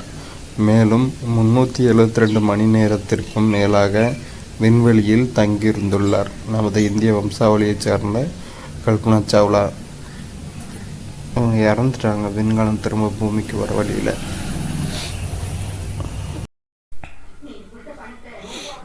ஆங்கில முதலெழுத்தை குறியீடாக கொண்ட தனிமங்கள். தனிமம் குறியீடு போரான் குறியீடு B, கார்பன் குறியீடு C, புளோரின் குறியீடு F, ஹைட்ரஜன் குறியீடு H, அயோடின் குறியீடு I, நைட்ரஜன் குறியீடு N, ஆக்சிஜன் குறியீடு O, பாஸ்பரஸ் குறியீடு P, கந்தகம் சல்ஃபர் குறியீடு S, வனேடியம் குறியீடு V, யுரேனியம் குறியீடு U, இட்ரியம் குறியீடு Y.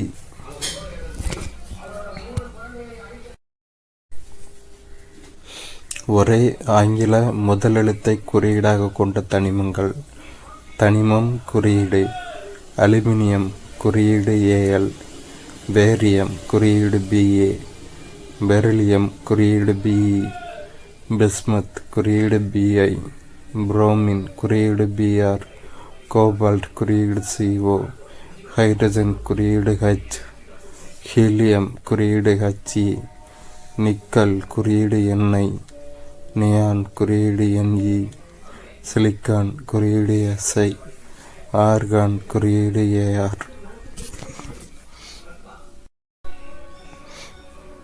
ஒரே முதல் 2 ஆங்கில எழுத்துக்களை குறியீடாக கொண்ட தனிமங்கள். தனிமம் குறியீடு ஆர்கான் குறியீடு Ar, ஆர்சனிக் குறியீடு As, குளோரின் குறியீடு Cl, குரோமியம் குறியீடு Cr, கால்சியம் குறியீடு Ca, காட்மியம் குறியீடு Cd, மெக்னீசியம் குறியீடு Mg, மாங்கனீசு குறியீடு Mn. கிரேக்க மற்றும் லத்தீன் எழுத்துக்களின் குறியீடுகள். தனிமம் சோடியம், லத்தீன் பெயர் நாட்ரியம், குறியீடு Na. தனிமம் பாதரசம் எனும் மெர்க்குரி, லத்தீன் பெயர் ஹைட்ரார்ஜிரம், குறியீடு He. தனிமம் பொட்டாசியம், லத்தீன் பெயர் கேலியம், குறியீடு K. தனிமம் காரியம், லத்தீன் பெயர் பிளம்பம், குறியீடு Pb. தனிமம் இரும்பு, லத்தீன் பெயர் ஃபெர்ரம், குறியீடு Fe. தனிமம் வெள்ளியம், லத்தீன் பெயர் ஸ்டானம், குறியீடு Sn. தனிமம் தாமிரம் எனும் காப்பர், லத்தீன் பெயர் குப்ரம், குறியீடு Cu. தனிமம் ஆன்டிமனி, லத்தீன் பெயர் ஸ்டெபியம், குறியீடு Sp. தனிமம் வெள்ளி எனும் சில்வர், லத்தீன் பெயர் அர்ஜெண்டம், குறியீடு Ag. தனிமம் டங்ஸ்டன், லத்தீன் பெயர் உல்ஃப்ரம், குறியீடு W. தனிமம் தங்கம் எனும் கோல்டு, லத்தீன் பெயர் ஆரம், குறியீடு Au. நாடு மற்றும் அறிவியல் அறிஞர்களின் பெயர்களால் குறிக்கப்படும் குறியீடுகள். தனிமம் அமர்சியம், குறியீடு Am, குறியீடு பெயர் தெரிவிக்கப்பட்ட விதம் அமெரிக்கா நாடு. தனிமம் யூரோப்பியம், குறியீடு EU, குறியீடு பெயர் தெரிவிக்கப்பட்ட விதம் ஐரோப்பா கண்டம். தனிமம் நொபிலியம், குறியீடு NO, குறியீடு பெயர் தெரிவிக்கப்பட்ட விதம் ஆல்ஃபிரட் நோபல் அறிவியல் அறிஞர். தனிமம் அயோடின், குறியீடு I.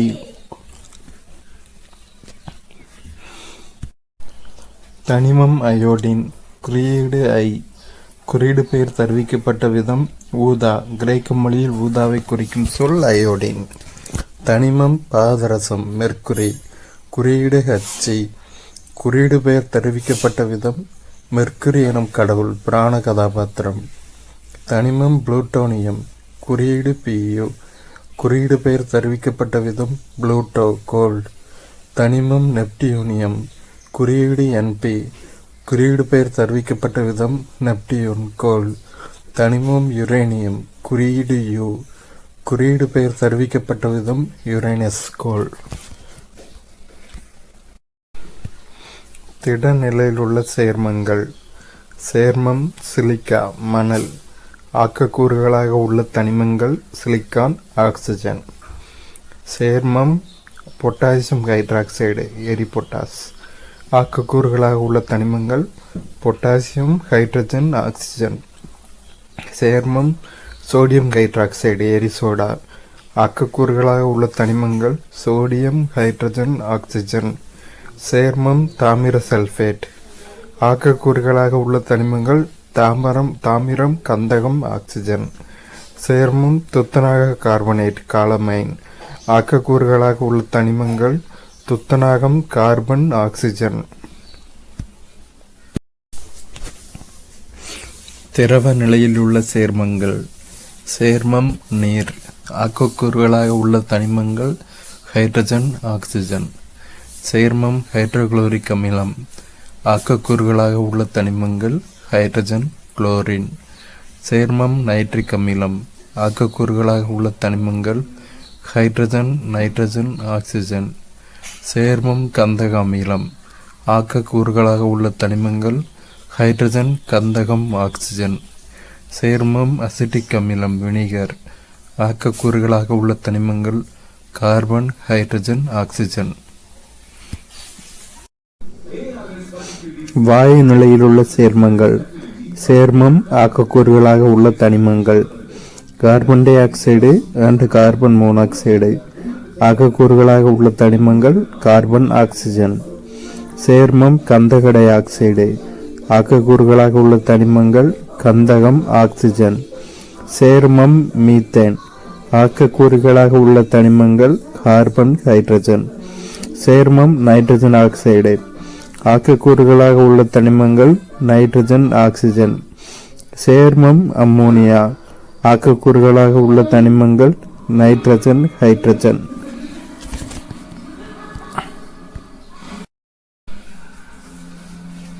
சேர்மம் பொதுப்பெயர் தாமிர சல்பேட் மயில் துத்தம், இரும்பு சல்பேட் ஃபெரசல்பேட் பச்சை துத்தம், பொட்டாசியம் நைட்ரேட் பொதுப்பெயர் சால்ட்பீட்டர், சேர்மம் கந்தகமிலம் பொதுப்பெயர் விட்ரியால் எண்ணெய், சேர்மம் கால்சியம் சல்பேட் பொதுப்பெயர் ஜிப்சம், சேர்மம் கால்சியம் சல்பேட் ஹெமிஹைட்ரேட் பொதுப்பெயர் பாரிஸ் சாந்து, சேர்மம் பொட்டாசியம் குளோரைடு பொதுப்பெயர் முரியேட் ஆஃப் பொட்டாஸ்.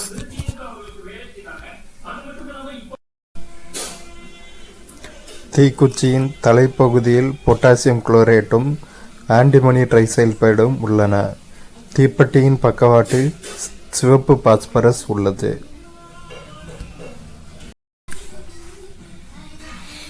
மின்னார் பகுத்தல் என பொருள்படும் எலக்ட்ரோலைசிஸ் என்ற சொல் மைக்கேல் ஃபாரடே என்ற விஞ்ஞானியால் 19ஆம் நூற்றாண்டில் அறிமுகப்படுத்தப்பட்டது. இது எலக்ட்ரான் மற்றும் லைசிஸ் என்ற இரு சொற்களிலிருந்து உருவானது. எலக்ட்ரான் என்பது மின்சாரத்தை குறிக்கிறது, லைசிஸ் என்பது பகுத்தல் என பொருள்படும். ஸோ மின்னார் பகுத்தல் அப்படிங்கிற பொருளை தரக்கூடிய எலக்ட்ரோலைசிஸ் என்கிற வார்த்தையை உருவாக்கினவர் மைக்கேல் ஃபாரடே. 19ஆம் நூற்றாண்டு அறிமுகப்படுத்தப்பட்டிருக்கு. இதில் எலக்ட்ரான் என்ன, எலக்ட்ரானா மின்சாரத்தையும் லைசிஸ்னா பகுத்தலையும் குறிக்குது. இந்த ரெண்டு வேர்டும் சேர்ந்து எலக்ட்ரோலைசிஸ் மின்னார் பகுத்தல் அப்படின்னு பொருள்படுது. அதை இந்த சொல்லை உருவாக்கியவர் மைக்கேல் ஃபாரடே. வேதிவினைகளின் போது வெப்பம் வெளியிடப்பட்டால் அவ்வினைகள் வெப்ப உமிழ்வினைகள் எனவும், வெப்பம் எடுத்துக்கொள்ளப்பட்டால் அவ்வினைகள் வெப்ப கொள்வினைகள் எனவும் அழைக்கப்படுகின்றன. வெப்பத்தை வெளியிட்டால் வெப்பம் உமிழ்வினைகள், வெப்பத்தை எடுத்துக்கொண்டால் அவ்வினைகள் வெப்ப கொள்வினைகள். சுண்ணாம்பு கல்லானது சுட்ட சுண்ணாம்பு, நீற்று சுண்ணாம்பு, சிமெண்ட் ஆகியவற்றிற்கான மூலப்பொருளாகும். ஸோ சுண்ணாம்புகள் எதுக்கான மூலப்பொருட்கள்னா சுட்ட சுண்ணாம்பு, நீற்று சுண்ணாம்பு, சிமெண்ட். சூரியனிடமிருந்து வரும் புற ஊதா கதிர்கள் வளிமண்டலத்தில் உள்ள ஓசோன் O3 மூலக்கூறுகளை சிதைத்து மூலக்கூறு ஆக்சிஜனையும் அணு ஆக்சிஜனையும் உருவாக்கின்றன. அதாவது O3 சிதைந்து O2+Oவை உருவாக்கும். இந்த அணு ஆக்சிஜன் மீண்டும் மூலக்கூறு ஆக்சிஜனுடன் இணைந்து ஓசோனை உருவாக்குகிறது.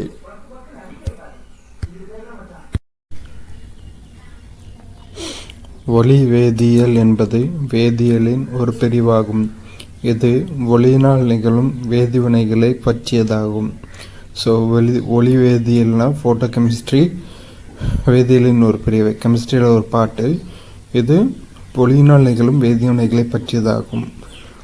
ஃபோட்டோ இந்த மின்மணி பூச்சிகள் ஒளிகிறது அந்த மாதிரி சம்மந்தமாக வரும்ல, அது ஒரு எக்ஸாம்பிள் ஃபோட்டோ கெமிஸ்ட்ரிக்கு. என்சைம்கள் மற்றும் ஈஸ்டுகள் உயிரி வினைவேக மாற்றிகள் எனப்படுகின்றன. உயிரி வினைவேக மாற்றிகள் எதிலான என்சைம்கள் மற்றும் ஈஸ்டுகள். ஆக்சிஜன் ஆனது நைட்ரஜனை விட 2 மடங்கு நீரில் அதிகமாக கரையும் தன்மை உடையது. ஆக்சிஜன் நைட்ரஜனை கம்பேர் பண்ணும்போது 2 மடங்கு ட்வைஸ் நீரில் கரையும் தன்மை அதிகமாக கூடியது. நைட்ரஜனின் கரைதிறனையே ஆக்சிஜனும் கொண்டிருக்குமானால் கடல், ஆறு, ஏரி போன்ற நீர்நிலைகளில் வாழும் உயிரினங்களுக்கு உயிர் வாழ்தல் மிகவும் கடினமான செயலாக இருக்கும். ஸோ ஆக்சிஜன் நீரில் கரைகிற தன்மை இருக்கிறதுனால தான் நீரில் கொஞ்சமாவது ஆக்சிஜன் இருக்குது. நம்ம தண்ணிக்குள்ளே முங்கும் போதும் கூட கொஞ்சம் சுவாசம் கிடைக்கி. கடல், ஆறு, ஏரி போன்ற நீர்நிலைகள் இருக்க தண்ணிக்குள்ளே முங்கும்போது நமக்கு கொஞ்சம் ஆக்சிஜன் அதனால தான் கிடைக்கி. நைட்ரஜன் மாதிரி இருக்குமானால் பாதி ஆக்சிஜன் தான் இருக்கும். நம்ம முங்கும்போது ஆக்சிஜன் அவ்வளோவா கிடைக்காது, நம்ம மூச்சோட சிரமமாக இருக்கும். உயிர் வாழ்தலே அது அந்த நீர்நிலைகளில் நம்ம முங்கும்போது உயிர் வாழ்தல் ரொம்ப கஷ்டமாக இருக்கும். மீன் அந்த மாதிரி நீர்வாழ் உயிரிகளும் உயிர் வாழ்தல் கஷ்டமாக இருக்கும். ஆக்சிஜனுக்கு தானாகவே தீப்பற்றி எரியும் தன்மை இருந்தால் நமது வளிமண்டலத்தில் உள்ள ஆக்சிஜன் முழுவதும் எரிய ஒரு தீக்குச்சி மட்டுமே போதுமானதாக இருக்கும். அலோகங்களுடன் ஆக்சிஜனின் வினை. அலோகம் விளைபொருள். சி. கார்பன் விளைபொருள் அலோகம் கார்பன் விளைபொருள் கார்பன் டை ஆக்சைடு CO2 அலோகம் நைட்ரஜன் விளைபொருள் நைட்ரிக் ஆக்சைடு NO அலோகம் சல்ஃபர் விளைபொருள் சல்ஃபர் டை ஆக்சைடு SO2 அலோகம் பாஸ்பரஸ் விளைபொருள் பாஸ்பரஸ் ட்ரை ஆக்சைடு P2O3 அல்லது பாஸ்பரஸ் பெண்ட் ஆக்சைடு P2O5. தற்காலங்களில் வாகனங்களின் டயர்களில் அழுத்தப்பட்ட காற்றுக்கு பதிலாக நைட்ரஜன் நிரப்பப்படுகிறது. வெப்பப்படுத்தும் போது ஒரு பொருள் திடநிலையிலிருந்து திரவ நிலைக்கு மாறாமல் நேரடியாக வாயுநிலைக்கு மாறும் நிகழ்வு பதங்கமாதல் எனப்படும். பதங்கமாதலுக்கு எடுத்துக்காட்டு கற்பூரத்தை எரித்தோம்னா அது லிக்விட் ஸ்டேட்டுக்கு போகாமல் நிறையா வாயு ஸ்டேட்டுக்கு போகும், அப்படியே ஆவியாக மேலே போகும். இதுதான் பதங்கமாதல்னு சொல்கிறோம். வெள்ளிக்கோளின் வளிமண்டலத்தில் 96 to 97% கார்பன் டை ஆக்சைடு உள்ளது. கார்பன் டை ஆக்சைடின் அளவு அதிகமாக இருப்பதால் வெள்ளியின் மேற்பரப்பால் வெப்பத்தை தக்க வைத்து கொள்ள முடிகிறது. வெள்ளியின் மேற்பரப்பு வெப்பநிலை தோராயமாக 462 டிகிரி செல்சியஸாக இருக்கிறது. எனவேதான் சூரிய குடும்பத்தில் வெள்ளி மிகவும் வெப்பமான கோளாக இருக்கிறது. ஸோ வெள்ளியில் கார்பன் டை ஆக்சைடு 96 to 97% இருக்குது. அதனால் வெப்பத்தை தக்க வைத்து கொள்ள முடியுது. இதோட மேற்பரப்பு வெப்பநிலை 462 டிகிரி செல்சியஸ். இதனால தான் சூரிய குடும்பத்திலேயே மிகவும் வெப்பமான கோளாக வெள்ளிக்கோள் இருக்குது. திண்ம கார்பன் டை ஆக்சைடு காற்றேற்றப்பட்ட நீர் என்பது அதிக அழுத்தத்தில் கார்பன் டை ஆக்சைடு வாயு நீரில் கரைந்துள்ள பொருளாகும். இது சோடா நீர் என்றும் அழைக்கப்படுகிறது. இருக்குல்ல, இதுதான் திண்ம carbon dioxide. Carbon dioxide வாயு நீரில் கரைஞ்சிருந்துச்சுன்னா அது சோடா நீர் அப்படின்னு சொல்கிறோம். தூய மழைநீரின் pH மதிப்பு 5.6 இருக்கிறது. ஆனால் அமில மழையின் pH மதிப்பு 5.6 விட குறைவு. ஏனெனில் வளிமண்டலத்தில் உள்ள கார்பன் டை ஆக்சைடு மழை நீரில் கரைந்திருக்கிறது. ஸோ வளிமண்டலத்தில் இருக்கிற கார்பன் டை ஆக்சைடு மழை நீரில் கலந்துருக்கிறதுனால pH மதிப்பு 5.6 இருக்குது. அமில மழையோட pH மதிப்பு 5.6 விட குறைவு.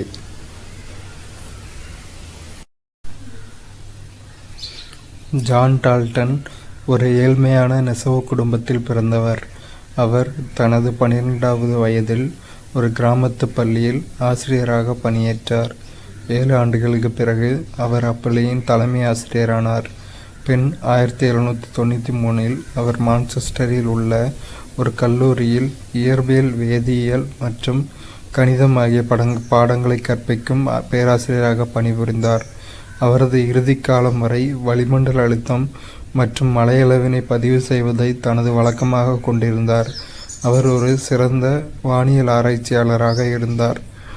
ஜான் டால்டன் மின்சாரம் காற்றின் வழியே பாயும் போது வாயு மூலக்கூறுகளிலிருந்து எலக்ட்ரான்கள் வெளியேறுவதால் அயனிகள் உருவாகின்றன. இதுவே மின்னிறக்கம் எனப்படும். மின்னிறக்கம் என்னன்னா அயனிகள் உருவாதல்.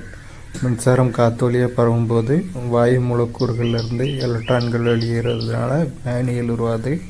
இதான் மின்னிறக்கம் அப்படின்னு சொல்கிறாங்க. காற்று மின்கடத்தா பொருளாக இருப்பது இயற்கையின் வரமாகும்.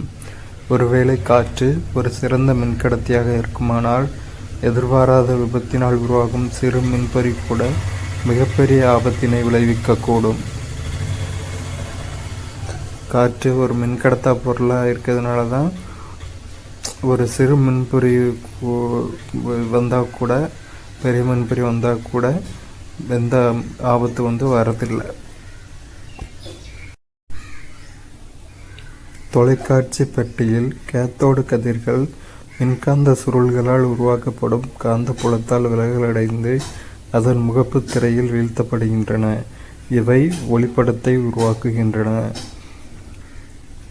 ஸோ கேத்தோடு கதிர்கள் வந்து காந்த புலத்தால் விலகல் அடைந்து முகப்பு திரையில் வந்து வீழ்த்தப்படுது. அதனால் இது வந்து ஒளிப்படத்தை வந்து உருவாக்குது. இந்த படத்தை பார்த்திங்கன்னா உங்களுக்கு தெரியும். உயர் மின்னழுத்த அழுத்தத்திற்கு கேத்தோடு கதிர் வருது, பிரகாசமான புள்ளியில் குவியுது. குறைந்த அழுத்தத்தில் உள்ள வாயு வழி ஆனோடு கேத்தோடு கதிர்களுங்கிறதுக்கு ஒளிரும் பொருள் பிரகாசமான புள்ளியில் குவியுது. எலக்ட்ரான் உமிழ்வு வந்து நடக்குது.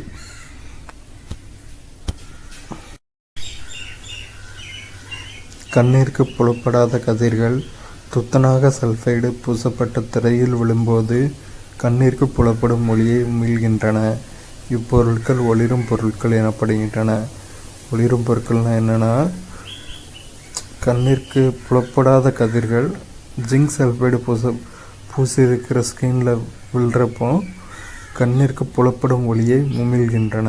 இதைத்தான் வந்து ஒளிரும் பொருட்கள் அப்படின்னு வந்து சொல்கிறோம். அடிப்படை துகள்களின் பண்புகள். துகள் எலக்ட்ரான் நிறை 9.1 × 10⁻28 கிராம், மின்சுமை -1. துகள் புரோட்டான் நிறை 1.6 × 10⁻24 கிராம், மின்சுமை +1. துகள் நியூட்ரான் நிறை 1.6 × 10⁻24 கிராம், மின்சுமை 0. அணுக்களின் இணைதிறன். மூலக்கூறு ஹைட்ரஜன் குளோரைடு HCl, தனிமம் குளோரின், இணைதிறன் 1. நீர். மூலக்கூறு நீர் H2O, தனிமம் ஆக்சிஜன், இணைதிறன் 2. மூலக்கூறு அம்மோனியா NH3, தனிமம் நைட்ரஜன், இணைதிறன் 3. மூலக்கூறு மீத்தேன் CH4, தனிமம் கார்பன், இணைதிறன் 4. உலோகங்களின் மாறும் இணைதிறன். தனிமம் தாமிரம், நேரயனி Cu+, பெயர் குப்ரஸ் அல்லது காப்பர் 1. தனிமம் தாமிரம், நேரயனி Cu2+, பெயர் குப்ரிக் அல்லது காப்பர் 2. தனிமம் இரும்பு, நேரயனி Fe2+, பெயர் ஃபெரஸ் அல்லது இரும்பு 2. தனிமம் இரும்பு, நேரயனி Fe3+, பெயர் ஃபெரிக் அல்லது இரும்பு 3. தனிமம் மெர்க்குரி பாதரசம், நேரயனி He+, பெயர் மெர்க்குரஸ் அல்லது மெர்க்குரி 1. தனிமம் மெர்க்குரி பாதரசம், நேரயனி He2+, பெயர் மெர்க்குரிக் அல்லது மெர்க்குரி 2. தனிமம் டின், நேரயனி Sn2+, பெயர் ஸ்டானஸ் அல்லது டின் 2. தனிமம் டின், நேரயனி Sn4+, பெயர் ஸ்டானிக் அல்லது டின் 4.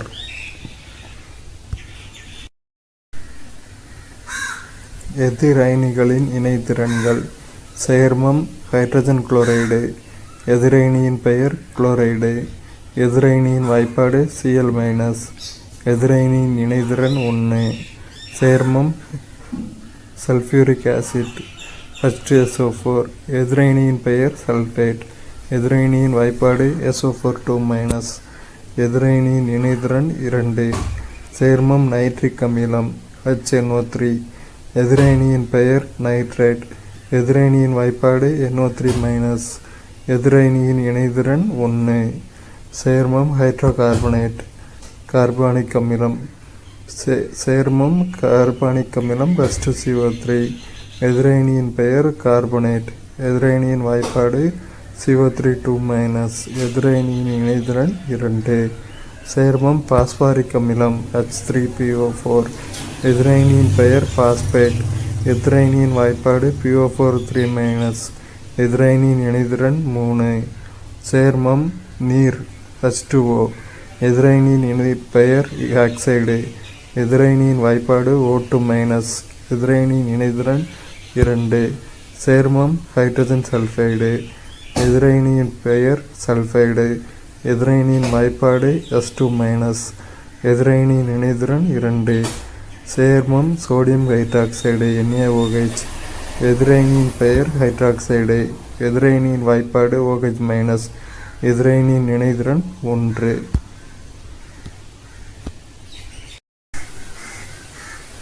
நேரயனிகளின் இணைதிறன்கள். சேர்மம் சோடியம் குளோரைடு NaCl. நேரயனியின் பெயர் சோடியம். நேரயனியின் வாய்ப்பாடு Na+. நேரயனியின் இணைதிறன் 1. சேர்மம் பொட்டாசியம் குளோரைடு KCl. நேரயனியின் பெயர் பொட்டாசியம். நேரயனியின் வாய்ப்பாடு K+. நேரயனியின் இணைதிறன் 1. சேர்மம் அம்மோனியம் குளோரைடு. சேர்மம் அம்மோனியம் குளோரைடு NH4Cl. நேரயனியின் பெயர் அம்மோனியம். நேரயனியின் வாய்ப்பாடு NH4+. நேரயனியின் இணைதிறன் 1. சேர்மம் மெக்னீசியம் குளோரைடு MgCl2. நேரயனியின் பெயர் மெக்னீசியம். நேரயனியின் வாய்ப்பாடு Mg2+. நேரயனியின் இணைதிறன் 2. சேர்மம் கால்சியம் குளோரைடு CaCl2. நேரயனியின் பெயர் கால்சியம். நேரயனியின் வாய்ப்பாடு Ca2+. நேரயனியின் இணைதிறன் 2. சேர்மம் அலுமினியம் குளோரைடு AlCl3. நேரயனியின் பெயர் அலுமினியம். நேரயனியின் வாய்ப்பாடு Al3+. நேரயனியின் இணைதிறன் 3. ஹென்றி கேவண்டிஷ் ஒரு ஆங்கில தத்துவியலாளர், அறிவியலாளர், வேதியியலாளர் மற்றும் இயற்பியலாளர் ஆவார். இவர் ஹைட்ரஜன் வாயுவை கண்டறிந்தார். ஹைட்ரஜனை எளிதில் எரியும் காற்று என இவர் அழைத்தார். உலோகங்களை செறிவு மிகுந்த அமிலங்களுடன் கலந்து ஹைட்ரஜனை உருவாக்கினார். மேலும் உலோகங்களை செறிவு மிகுந்த காரங்களுடன் சேர்த்து கார்பன் டை ஆக்சைடையும் உருவாக்கினார். ஸோ ஹைட்ரஜனை கண்டறிந்தவர் ஹென்றி கேவண்டிஷ். என்ன இருக்கார் பார்த்துருக்காங்க, இவர் தான் ஹென்றி கேவண்டிஷ். தூய நீர் கீழ்காணும் இயற்பியல் பண்புகளை பெற்றுள்ளது. தூய நீரின் கொதிநிலையானது ஒரு வளிமண்டல அழுத்தத்தில் 100 டிகிரி செல்சியஸ் ஆகும். தூய நீரின் உறைநிலையானது ஒரு வளிமண்டல அழுத்தத்தில் 0 டிகிரி செல்சியஸ் ஆகும். தூய நீரின் அடர்த்தியானது 1 கிராம்/சென்டிமீட்டர் கியூப் ஆகும். ஸோ நீரோட கொதிநிலை 100 டிகிரி செல்சியஸ், உறைநிலை 0 டிகிரி செல்சியஸ், நார்மல் அட்மாஸ்பியர் ப்ரெஷரில் அடர்த்தி டென்சிட்டி 1 கிராம்/சென்டிமீட்டர் கியூப். பனிக்கட்டியின் மேல் சறுக்கும் ஸ்கேட்டர்கள் அதன் மீது அழுத்தத்தை செலுத்துகிறார்கள். இந்த அழுத்தம் பனிக்கட்டியின் உறைநிலையை குறைக்கிறது. இதன் விளைவாக ஸ்கேட்டின் அடியில் பனிக்கட்டி உருகி ஸ்கேட்டர்களால் எளிதில் பனிக்கட்டியின் மீது சறுக்க முடிகிறது. ஸ்கேட்டர்கள் முன்னோக்கி நகரும்போது அழுத்தம் குறைந்து நீர் மீண்டும் பனிக்கட்டியாக மாறுகிறது. ஸோ இப்படி ப்ரெஷரை கொடுத்து மூவ் பண்ணுறப்போ முதல்ல அந்த பனிக்கட்டி முதல்ல நீர் ஆகுது. அது கொஞ்சம் அதுக்கப்புறம் அந்த ஸ்கேட்டிங் மிஷின் முன்னாடி போனதுக்கப்புறம் அந்த நீர் திரும்ப பனிக்கட்டி ஆயிடுது. வெவ்வேறு வெப்பநிலையில் நீரின் அடர்த்தி. 0 டிகிரி செல்சியஸ் வெப்பநிலை அடர்த்தி 0.91 கிராம்/சென்டிமீட்டர் கியூப் பனிக்கட்டி. 0 டிகிரி செல்சியஸ் வெப்பநிலை அடர்த்தி 0.97 கிராம்/சென்டிமீட்டர் கியூப் நீர். 4 டிகிரி செல்சியஸ் வெப்பநிலை அடர்த்தி 1 கிராம்/சென்டிமீட்டர் கியூப். 4 டிகிரி செல்சியஸுக்கும் மேல் உள்ள வெப்பநிலை அடர்த்தி 1 கிராம்/சென்டிமீட்டர் கியூபுக்கும் குறைவு. 1 சென்டிமீட்டர் கியூப் = 1 மில்லிலிட்டர். மீன் மற்றும் இறைச்சியை பனிக்கட்டியினுள் வைப்பதன் மூலம் கெட்டுவிடாமல் அவற்றை பராமரிக்க முடியும். பனிக்கட்டியின் உள்ளிறை வெப்பம் அதிகமாக இருப்பதால் அது உருகும் போது மீன்களிலிருந்து அதிக அளவு வெப்பத்தை உறிஞ்சிக்கொள்கிறது. இதனால் உணவினை குறைந்த வெப்பநிலையில் நீண்ட நேரம் கெட்டுப்போகாமல் பாதுகாக்க முடிகிறது. அதாவது பனிக்கட்டியோட உள்ளிறை வெப்பம் அதிகமாக இருக்கிறதுனால ஹீட் டிரான்ஸ்ஃபரை பயன்படுத்தி நம்ம மீனோட வெப்பநிலையை குறைக்கலாம். மீனை சுற்றி பனிக்கட்டி வைக்கும்போது மீனில் உள்ள வெப்பம் பனிக்கட்டிக்கு போயிடும். பனிக்கட்டியில் உள்ள குளிர்ச்சி மீனுக்கு வந்துடும். ஸோ ரொம்ப நேரம் மீன் இறைச்சிலாம் வைக்கும்போது அதெல்லாம் கெட்டு போகாமல் இருக்கும். இதுதான் கொடுத்துருக்காங்க. தாமிரம் எந்த வெப்பநிலையிலும் நீருடன் வினைபுரிவதில்லை. ஆகையால் குழாய்கள் மற்றும் கொதிகலன்கள் உருவாக்குவதில் தாமிரம் பயன்படுத்தப்படுகிறது. ஸோ தாமிர கலனில் வந்து தண்ணியை செலுத்தினா எந்த வெப்பநிலையிலும் வைப்ப முடியாது. ஸோ சேஃப்டி பர்பஸ்க்காண்டி நம்ம கொதிகலன்கள் பாய்லர்லாம் உருவாக்கும் போது தாமிரத்திலே உருவாக்குறோம். குழாய் நீர், நதிநீர் மற்றும் கிணற்று நீர் ஆகியவை திடப்பொருட்களை கொண்டுள்ளன. ஆனால் மழைநீர் மற்றும் வடிகட்டிய நீரில் திடப்பொருட்கள் கரைந்திருப்பதில்லை. எனவே இந்த நீர் ஆவியான பிறகு பொதுமைய வளையங்களை உருவாக்குவதில்லை.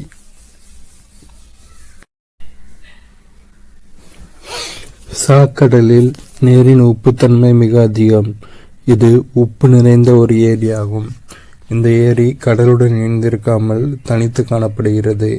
இது நிலத்தால் சூழப்பட்டுள்ளதால் இதில் உள்ள நீர் ஆவியாகி உப்புத்தன்மையின் அளவு சீராக அதிகரித்து வருகிறது. தற்போது அதன் உப்புத்தன்மை மிக அதிகமாக இருப்பதால் கடல்வாழ் உயிரினங்கள் அதில் வாழ முடியாது. எனவேதான் இது சாக்கடல் என்று அழைக்கப்படுகிறது, டெட் சி.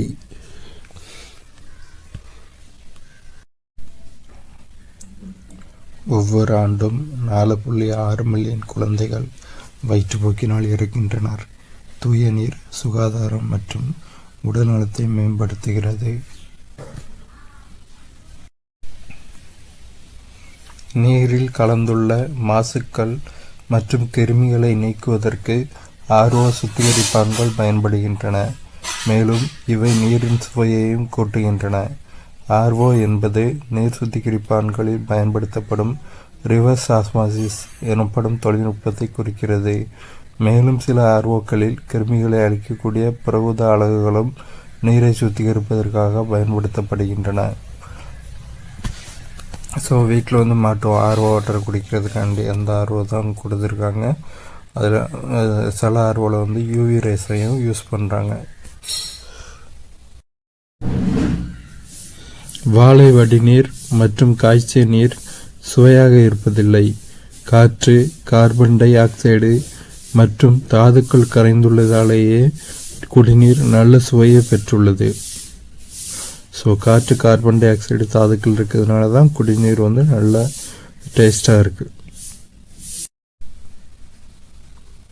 பூமியின் மீது காணப்படும் நீரில் 90% நீர் விவசாயம் மற்றும் நீர்ப்பாசனத்திற்காகவே பயன்படுத்தப்படுகிறது.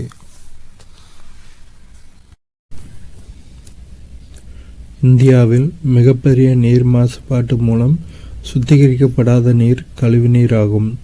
துணி துவைத்தல், சமைத்தல், குளித்தல் போன்றவற்றிற்காக ஒரு நபர் ஒரு நாளைக்கு சராசரியாக 135 லிட்டர் நீரை பயன்படுத்துகிறார். காய்கறிகளை விளைவிப்பதற்கு நெகிழித்தாள்கள் விவசாயத்தில் பயன்படுத்தப்படுகின்றன. அறுவடை கால முடிவில் இந்த நெகிழித்தாள்கள் மீண்டும் மண்ணிலேயே உழவு செய்யப்படுகின்றன. நெகிழித்தாள்கள் சிறிய துண்டுகளாக உடைந்து மண்புழுக்களால் உண்ணப்படுகின்றன. இது அவற்றின் ஆரோக்கியத்திற்கும் மண்ணிற்கும் தீங்கு விளைவிக்கின்றது.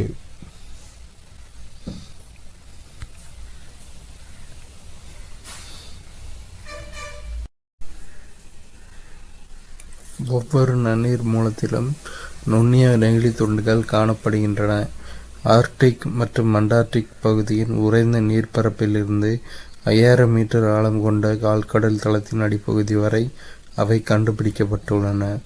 உலகம் முழுவதும் பாட்டிலில் அடைக்கப்பட்ட நீர் மற்றும் குழாய் நீரில் நுண்ணிய நெகிழி கண்டுபிடிக்கப்பட்டுள்ளது, மைக்ரோ பிளாஸ்டிக். ஸோ நம்ம நார்மலாக வாட்டர் கேனில் குடிக்கிற தண்ணியில் மிக நுண்ணிய பிளாஸ்டிக், மைக்ரோ பிளாஸ்டிக் வந்து இருக்கிறதா கண்டுபிடிச்சிருக்காங்க.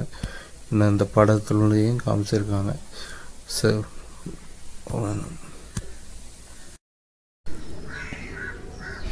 ஸ்வீடன் நாட்டு வேதியியலாளர் அர்கினியஸ் அமிலங்கள் பற்றிய ஒரு கொள்கையை முன்வைத்தார்.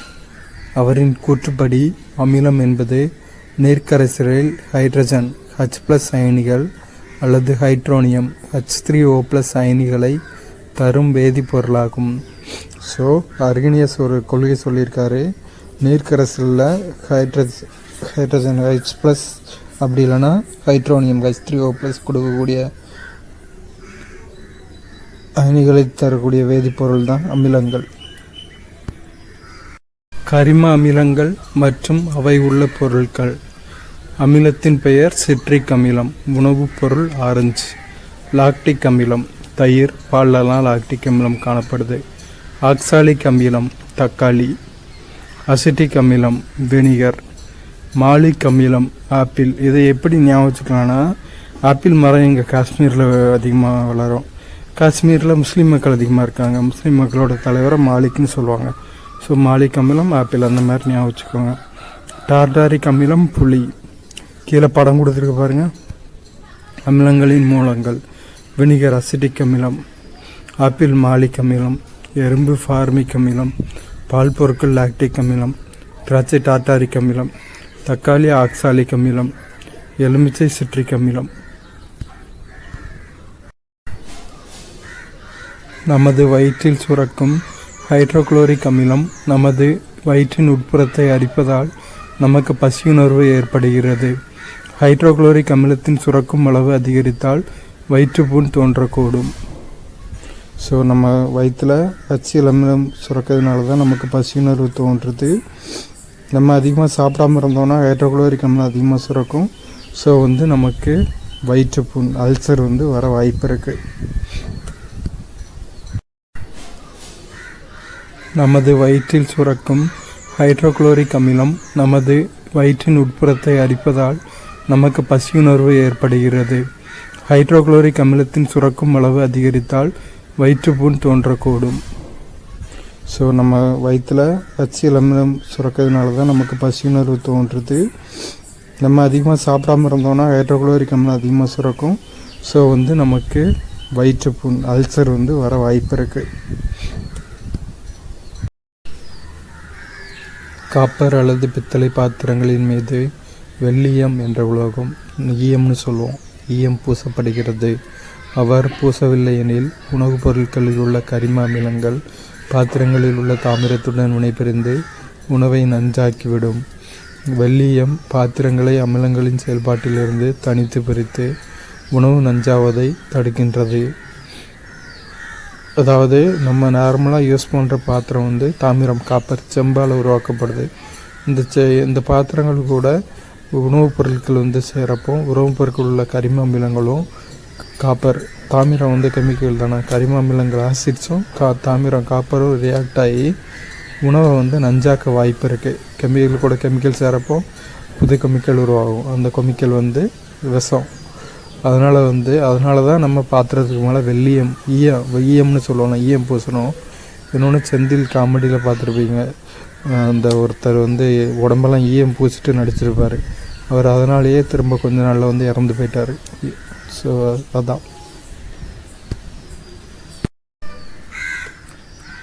ஊறுகாயில் வினிகர், அசிட்டிக் அமிலம் அல்லது பென்சாயிக் அமிலம் இருப்பதால் அவை நீண்ட நாட்கள் கெட்டுப்போகாமல் உள்ளன. ஸோ ஊறுகாய்கள் கெட்டுப்போகாமல் இருக்கிறதுக்கு காரணம் அதில் இருக்கிற benzoic acid or acetic acid, ரெண்டுமே ஒரே ஆசிட் தான். சோடியம் கார்பனேட் Na2CO3 சலவை சோடா எனவும், சோடியம் பைகார்பனேட் NaHCO3 சமையல் சோடா எனவும், sodium hydroxide NaOH caustic soda எனவும், potassium hydroxide KOH caustic potash எனவும் வணிக ரீதியாக அழைக்கப்படுகின்றன. அமிலங்களுக்கும் காரங்களுக்கும் உள்ள வேறுபாடு. அமிலங்கள் இவை நீரில் H+ அயனிகளை தருகின்றன. காரங்கள் நீரில் OH- அயனிகளை தருகின்றன. அமிலம் நீரில் ஹைட்ரஜன் அயனிகளையும் H+ஐயும், காரம் ஹைட்ராக்சைடு OH- அயனிகளையும் தருது. அமிலங்கள் புளிப்புச் சுவையுடையவை, காரங்கள் கசப்புச் சுவையுடையவை. சில அமிலங்கள் திடநிலையில் காணப்படுகின்றன. பெரும்பாலான காரங்கள் திடநிலையில் காணப்படுகின்றன. அமிலங்கள் நீல லிட்மஸ் தாளை சிவப்பாக மாற்றுகின்றன. காரங்கள் சிவப்பு லிட்மஸ் தாளை நீலமாக மாற்றுகின்றன. நடுநிலையாக்கல் வினை மூலம் உருவாகும் உப்புகள். அமிலம் ஹைட்ரோகுளோரிக் அமிலம் HCl, காரம் சோடியம் ஹைட்ராக்சைடு NaOH, ரெண்டும் ரியாக்ட் ஆகி சோடியம் குளோரைடு அப்படிங்கிற உப்பை கொடுக்குது NaCl. சல்ஃபூரிக் அமிலம் H2SO4ம் சோடியம் ஹைட்ராக்சைடு NaOHும் ரியாக்ட் ஆகி சோடியம் சல்ஃபேட்டை கொடுக்குது. சோடியம் சல்ஃபேட் உப்பை கொடுக்குது Na2SO4. நைட்ரிக் அமிலம் HNO3யும் சோடியம் ஹைட்ராக்சைடு NaOHும் ரியாக்ட் ஆகி சோடியம் நைட்ரேட் உப்பு கிடைக்குது NaNO3. அசிட்டிக் அமிலம் CH3COOHும் சோடியம் ஹைட்ராக்சைடு NaOHும் ரியாக்ட் ஆகி சோடியம் அசிட்டேட் CH3COONA கிடைக்குது. இதெல்லாம் தான் நடுநிலையாக்கல் வினை மூலம் உருவாகும் உப்புகள். நிறங்காட்டிகளின் நிறமாற்றங்கள். நிறங்காட்டி நீல லிட்மஸ் தாள் அமில கரைசலில் சிவப்பு நிறத்தையும் கார கரைசலில் நிறமாற்றம் இல்லாமையும் இருக்கும். நிறங்காட்டி சிவப்பு லிட்மஸ் தாள் அமில கரைசலில் நிறமாற்றம் இல்லாமையும் கார கரைசலில் நீல நிறத்தையும் கொடுக்கும். நிறங்காட்டி ஃபினாப்தலின் அமில கரைசலில் நிறமற்றதாகவும் கார கரைசலில் இளஞ்சிவப்பு நிறத்தையும் கொடுக்கும். நிறங்காட்டி மெத்தில் ஆரஞ்சு அமில கரைசலில் சிவப்பு நிறத்தையும் கார கரைசலில் மஞ்சள் நிறத்தையும் காட்டும். எல்பிஜி சிலிண்டர்களில் புரோப்பேன் வாயு பயன்படுத்தப்படுகிறது. புரோப்பேன் வாயு மணமற்ற வாயு என்பதால் அதில் கசிவு ஏற்பட்டால் அதை கண்டறிய முடியாது. மெர்காப்டன் என்ற துர்நாற்றம் தரும் வேதிப்பொருள் எல்பிஜியுடன் கலக்கப்படுகிறது. இதனால் வாயு கசிவினை கண்டறிய முடியும். ஸோ எல்பிஜியில் மெர்காப்டன் கலக்கிறதுனால எல்பிஜி ரிலீஸ் ஆச்சுன்னா அதில் இருக்கிற மெர்காப்டனும் ரிலீஸ் ஆகும். மெர்காப்டன் கெட்ட வாயு, துர்நாற்றத்தை தரும் வாயு. அதனால் நம்ம ஈஸியாக துர்நாற்றம் அடிக்கும்போது வாயு கசிவினை ஈஸியாக ஐடென்டிஃபை பண்ணிடலாம். சுற்றுச்சூழலினால் ஏற்படும் பாதிப்புகளிலிருந்து ஓவியங்களையும் தொன்மையான கலைப்பொருட்களையும் காப்பதற்கு மிதமான வெப்பநிலை மற்றும் ஈரப்பதம் தேவைப்படுகிறது. எனவே அருங்காட்சியகங்களில் உள்ள பழங்கால நினைவு சின்னங்களை பாதுகாக்க இயற்கை வாயு பயன்படுகிறது. சிஎன்ஜியின் சராசரி ஏபு பகுதி பொருட்கள் சதவீதம். Methane 88.5%, ethane 5.5%, propane 3.7%, butane 1.8%, pentane 0.5%. உற்பத்தி வாயு வெவ்வேறு நாடுகளில் வெவ்வேறு பெயர்களில் அறியப்படுகிறது. இது அமெரிக்காவில் மரவாயு என்றும் இங்கிலாந்தில் உறிஞ்சி வாயு என்றும் அழைக்கப்படுகிறது. நிலக்கரி ஒரு விலை மதிக்க முடியாத பொருள் என்பதால் இது கருப்பு வைரம் என்று அழைக்கப்படுகிறது. சிதைத்து வடித்தலில் 1000 கிலோகிராம் நிலக்கரியானது 700 கிலோகிராம் கல்கரி, 100 லிட்டர் அம்மோனியா, 50 லிட்டர் கரித்தார் மற்றும் 400 மீட்டர் கியூப் கரிவாயுவை தரவல்லது. ஸோ கருப்பு வைரம் என்று அழைக்கப்படுவது நிலக்கரி, ஏன்னா அது விலை மதிக்க முடியாதது. பழங்கால நாகரிக மக்கள் கச்சா எண்ணெயை ஒட்டும் பொருட்களாக பயன்படுத்தியுள்ளனர். பல்வேறு பரப்புகளில் நீர்புகா வண்ணம் தடுப்பதற்கு ஒட்டும் பொருளாகவும் பயன்படுத்தப்பட்டது. ஸோ கச்சா எண்ணெயை ஒட்டும் பொருளாக பயன்படுத்தியிருக்காங்க. தண்ணி உள்ளே வராததுக்கு தடுக்கிற விதமாக ஒட்டும் பொருளாக கச்சா எண்ணெய் பயன்படுத்தப்பட்டிருக்கு. கச்சா எண்ணெய் தான் பெட்ரோல் டீசல் தயாரிக்கிறதுக்கு ரா மெட்டீரியல். உலகின் முதல் பெட்ரோலிய எண்ணெய் கிணறு 1859ஆம் ஆண்டு அமெரிக்காவில் உள்ள பென்சில்வேனியாவில் தோண்டப்பட்டது.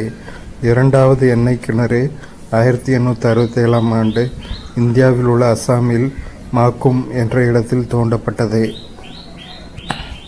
முதல்ல எண்ணெய் கிணறு எங்கே தோன்றுனாங்கன்னா அமெரிக்காவில் பென்சில்வேனியா 1859ஆம் ஆண்டு. ரெண்டாவது நம்ம இந்தியாவில் அஸ்ஸாமில் மாக்கும் என்ற அஸ்ஸாம் மாநிலத்தில் மாக்கும் அப்படிங்கிற இடத்துல 1867ஆம் ஆண்டு. பல்வேறு எரிபொருட்களின் கலோரி மதிப்பு.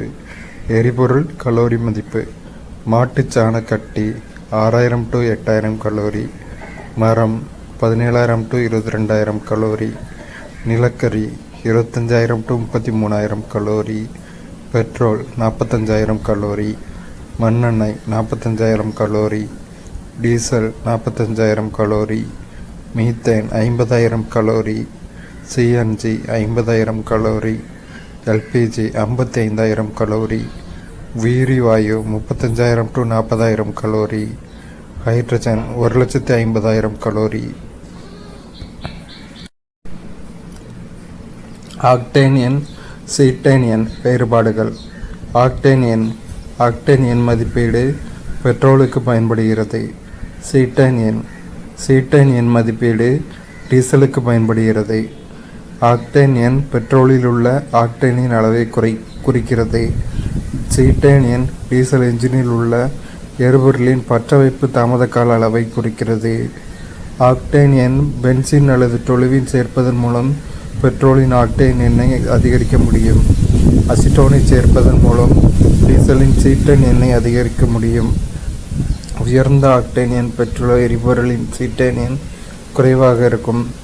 அதிக சீட்டேன் எண் பெற்றுள்ள எரிபொருளின் ஆக்டேன் எண் குறைவாக இருக்கும்.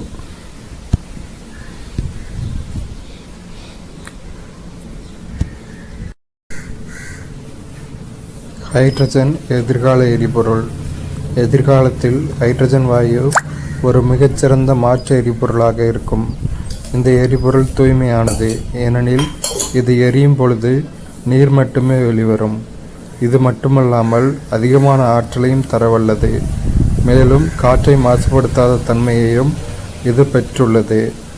எதிர்கால எரிபொருள் எது? ஹைட்ரஜன். இது ஒரு மிகச்சிறந்த மாற்று எரிபொருளாக இருக்கும். இது தூய்மையானது. ஹைட்ரஜன் எரியும் போது தண்ணி மட்டும்தான் வெளியே வரும். அதிகமான எனர்ஜியும் கிடைக்கும், ஹீட் எனர்ஜியும் கிடைக்கும். காற்றை மாசுபடுத்தாத தன்மையும் இந்த ஹைட்ரஜன் எரிபொருளுக்கு இருக்குது.